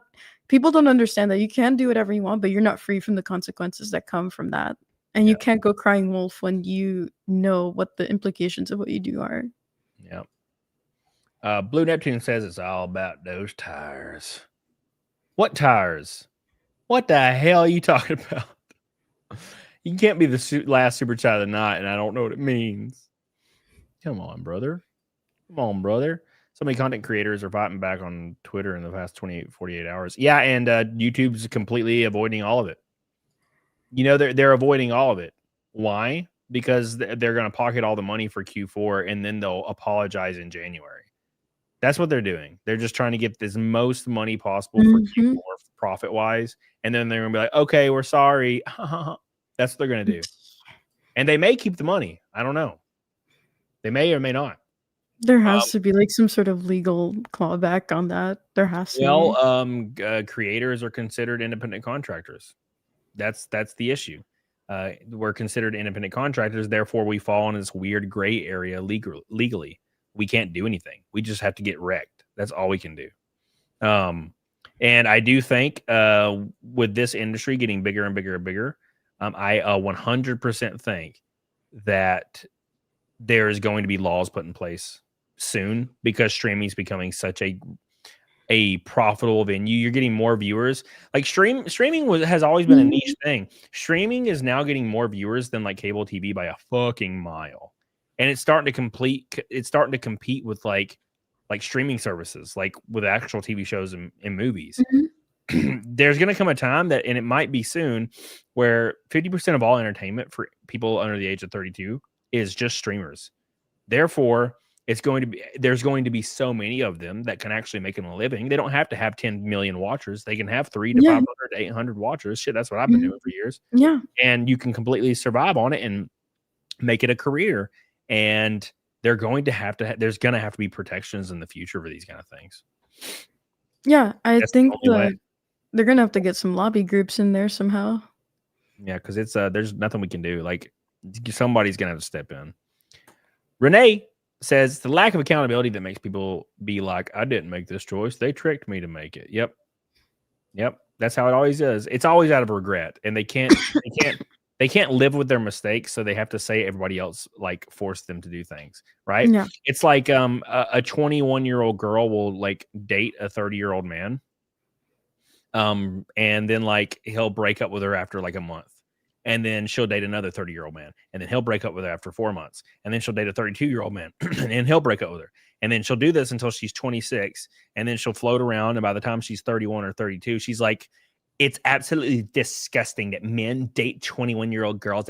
He's a monster. He's basically a pedophile. They're saying that not because they mean it. They're saying that because they were the person dating the 31-year-old, and they couldn't figure out how to marry that person, because to be fair, I don't know if you've ever been around a girl that's 21 years old, but they're usually awful to be around.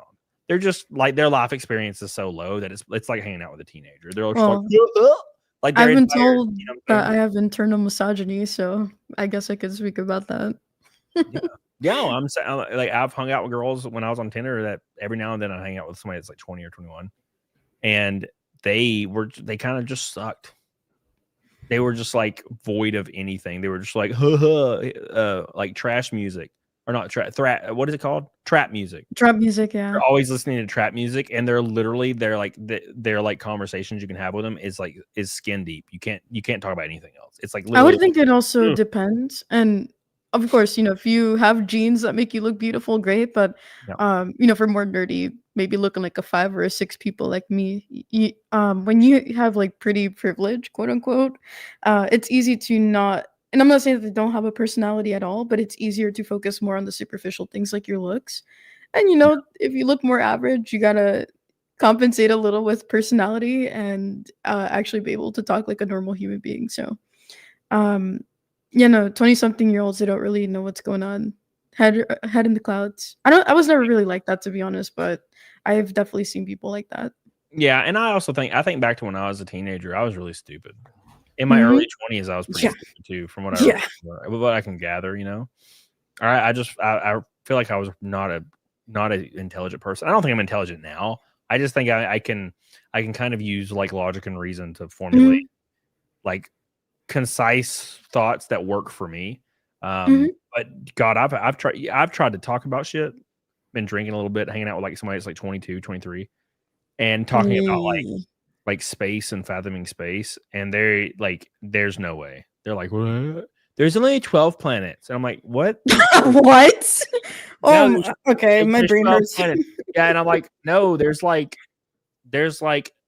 galaxies out there. I don't even know the number. It's like trillions of trillions of trillions of trillions of trillions. I mean, there's a number for it. I forget the number, but it's like there's like 1,000 zeros. It's like 6, 4, and then 1,000 zeros. That's how many estimated planets there are. It's it's kind of unfathomable. And I'll tell one of these girls that. I'll be like, blah blah blah, and they'll be like, there's 12 planets, and I'm like, there's just in our solar system, and they're like the Milky Way, and I'm like, no, the Milky Way is a galaxy. There's there's billions of planets in our galaxy. The Milky Way has a billion planets alone, and they're like, what? And I'm like, that's why alien life exists, because this also ties into, I think, a deeper problem. I don't know how you feel about the Board of Education. I believe it should be dismantled. They failed really hard. Our generation, like, I'm telling you, Gen Z, we're just cooked in a lot of different ways, and it's awful. But some people are waking up to it, like the older Gen Zs, like myself. So there's some hope.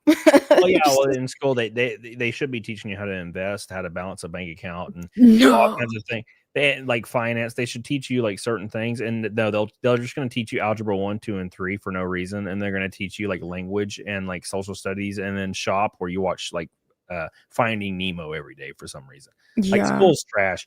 So no, I completely agree. But yeah, yeah, I'll that's what I get on the conversation with like girls. I used to talk about this all the time. It was like a test. I'd be like, "Do you believe in aliens?" That was my test. Because aliens exist. There's no possible way they don't exist. I have an opinion about that. Well, we'll see what the opinion is. Let me tell you how I feel about this. So it's statistically impossible that there's not aliens. That's one thing. That's number one. The better conversation is, have we ever come in contact with them? Which I would say no. So with the amount of planets that exist in the universe, like I said, it's an unfathomable number. It's you can't or the human brain can hardly fathom the size of the number. So that being said, the amount of planets that have life that are possible to have life on them are like 64 quadrillion or something. Meaning, not only is there alien life, what we would call an alien is something on another planet. Not only is there alien life, there's probably a planet is similar to Earth that has a country similar to America that has people streaming right now talking about this exact same thing right now, and one of them is a VTuber. That's how likely it is based on statistics. And I'll tell somebody this, and they'll be like, "No, I don't think aliens are real." And I'm just like, "Holy shit! Did you just like not retain anything I just said?" It's impossible that they can't. Statistically impossible. There's no way. There's no way. Right? It's like it's the opposite of like the chance to face through a table. Like, you know how if you there's always a chance, right? Yeah. So if you punch a wall, there is actually a chance, albeit very small, technically impossible. There's a chance you could punch your wall and your hand would phase through it.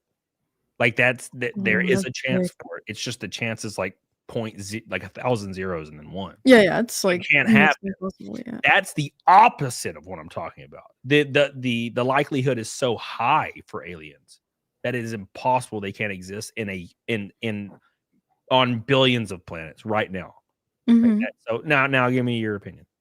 Yeah, no, I was gonna say, so I think that's cool. That theory sounds pretty fun, but from my perspective, I believe that aliens are actually demons because demons yeah, well that makes sense. can shapeshift and they can, they're there to deceive people. They're spirit. It's like a spiritual thing. So, so you I know think when, so do you think so you think the like Earth is the center of everything, or do you think like there's a bigger no, definitely not. No, not crazy. Look, I'm not a flat earther, man. Well, you just said aliens are demons, you motherfucker. I think aliens are demons. Well, think about it. They can shapeshift into things to deceive people. And I mean, with some of the people walking around these days, some people have some serious demons, but no, Earth is not the center. That's been disproven. We are definitely not the center of everything. The sun is at the center, then the planets go around in orbit. I'm definitely not dumb like that. Well, our sun, the middle of our galaxy, if we want to get technical, the middle of our galaxy is a supermassive black hole. That's the center of everything. That must be a fun party. For us. Yeah. But at any rate, yeah, we're like floating like 32,000 miles an hour around a supermassive black hole in our current solar system, flying through our galaxy around a big giant black hole. That's like man. Did you watch Interstellar by any chance? Hell yeah. That movie's so good. I've seen it 6,000 times. Yeah, I watched it in IMAX twice. It came out again in IMAX recently, and I watched it again. Look at you, yeah. That's a love it. Gosh. Makes me like music. leak out of every orifice. That part where he like watches the VHS thing, and then it's like his kids are getting older. That was so sad. And that his daughter comes on screen. Dude, I ugly cried in the theater. That movie, when I watched that, my heart just shattered into a million pieces by the end. I was sobbing like a baby. Yeah, dude, I still sob like a baby when I watch it. No, I sob like a stoic baby. You know, I just have one tear. You know, that's what I do.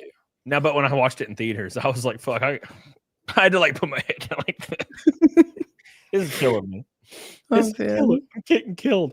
Intimidator says, "Happy belated Thanksgiving, Cody. Hope you're doing well. And my luck tonight, the power at my apartments is out at the moment. Anyways, do you know what a turkey shouldn't say out loud? I'm stuffed." Oh my gosh. Or your ex-wife. Thank you, Intimidator. Oh.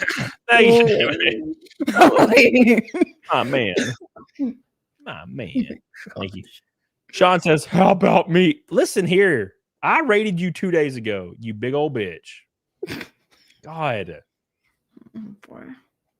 And then you just sat there smoking and losing at beans. That's all you did, losing and smoking. You're not even live anyway. Although I don't think your thing would pop up. Sean, I don't think Sean Games Drunk. Nope, nothing. Games Drunk. Yeah, that's his name. Sean Games Drunk. Nothing. Trash.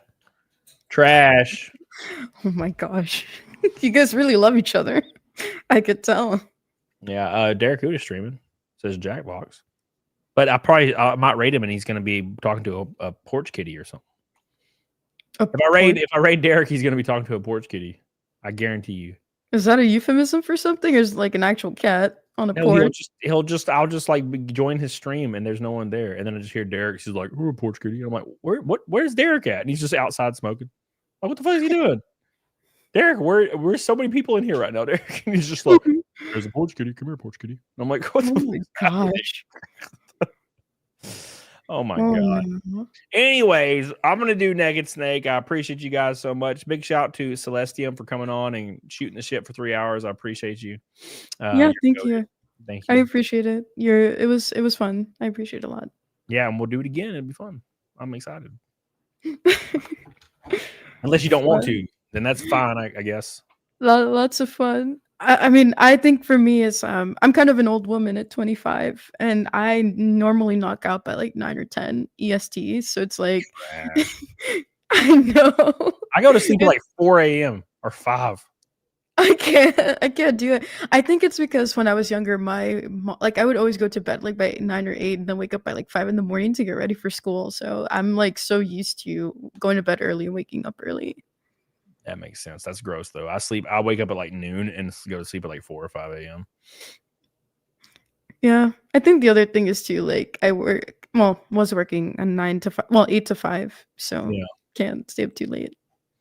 Well, I appreciate you. Thank you so much. Everybody follow Celestium. Put the link in the chat. Please make stellar. And we'll have you back. Maybe I'll do an early stream so you can be Appreciate it. I hope you have a good night and I guess have fun with your Naked Snake because it looks like that's what people want. So I'll head out. Yeah. I'll head out now. Thank you guys. Have a good night. God bless you and take care. Bye. Thank you, Celestium. Success. Thank you guys so much for all your love. Big Mike says, "Oh, to be 25 again." Bitch, you are like barely not 25. You're barely not 25. At least you're not like almost 12 years older than that. You bastard. All right. Make sure you guys like the stream. We're almost to 300. Make sure you check out my most recent video, please. It is obviously getting buried hard for obvious reasons.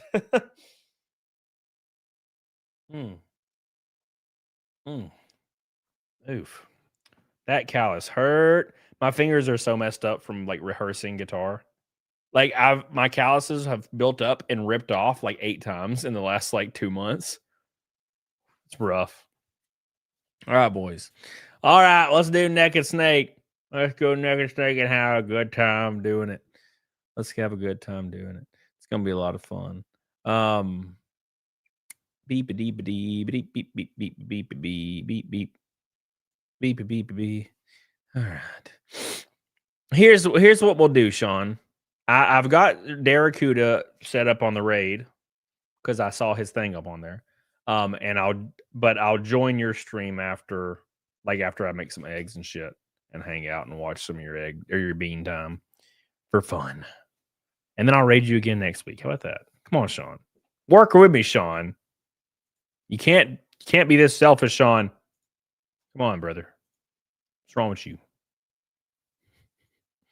Where is my? There it is. You better play. I might. I might. I want to make a fire.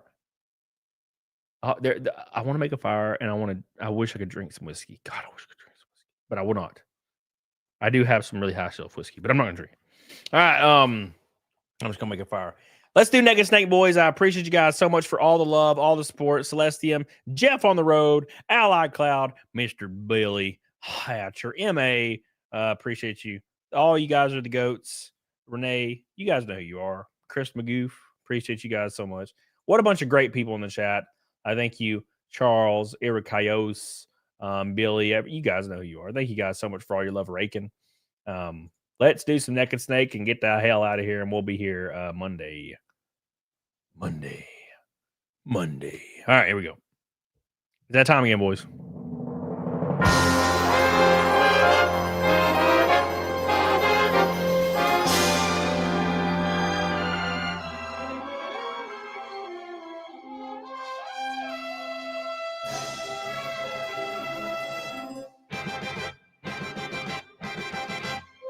Let's do it.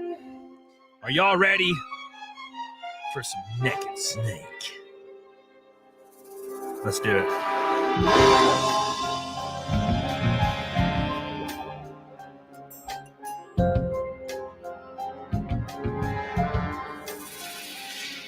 What a thrill with darkness and silence through the night. What a thrill.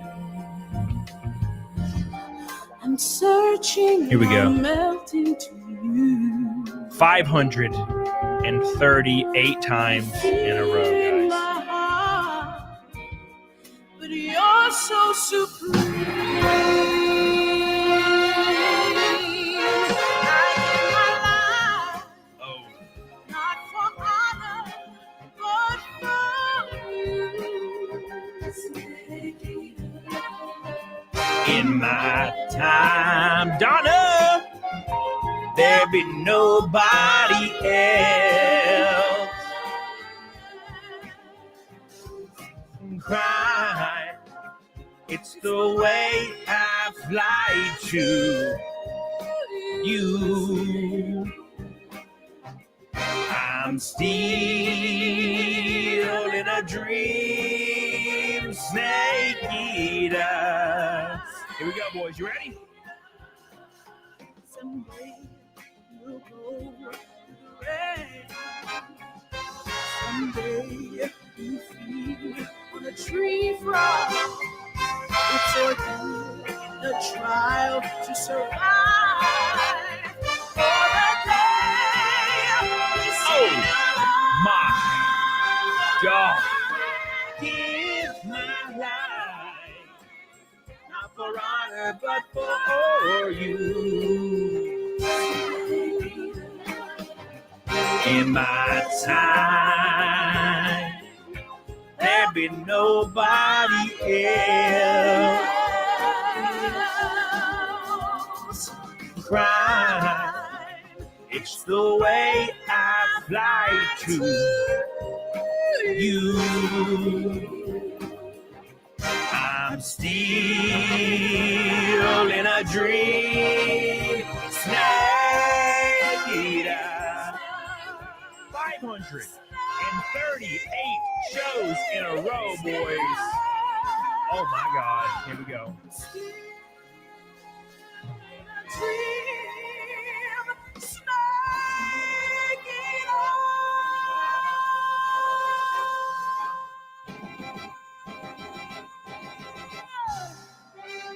Oh my God. Thank you guys so much for all your love, all your support. You guys are the goats, and I mean it. Thank you for always supporting your boy, Allied Cloud Jeff, all my boys, Billy. You guys know who you are, Ericayos, I love you. We're making progress. We're closing in. We're about 45% paid off from my YouTube earnings garnish, I guess you should call it. So thank you guys so much. I love you. I appreciate you. Go check out my most recent video. Please, if you see one of my shorts pop up, watch all of it, like it, and comment. They only get like 1 or 2 comments. Please go comment on them. It helps them 10 times more in the algorithm for each comment. Just like every comment helps so much. So please go find my shorts. Go find the recent ones. Watch them. They're funny as shit. Comment on all of them. Get on it. Doggone it. I love you. We're going to raid Derek Kuda. Say Cam raid in the chat when you see him. We love our boy. Thank you so much. Give him some love. And let's have a good ass time doing it. I'll see you guys over there. And I'm going to pick a raid path on Rumble.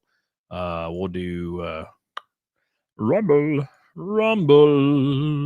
Who's live? Oh, L is live. Let's raid L. Is she live? Yeah, we'll raid L. She's cool as hell. She lives right down the road from me, and I've never hung out with her because I'm a bad friend. Boom. All right, we're gonna raid L. I'll see y'all over. Let's go. Thank you guys. Get the hell on it, doggone it. Love you. Appreciate you. Daytona. I'll let you know, Jeff. I'll let you know.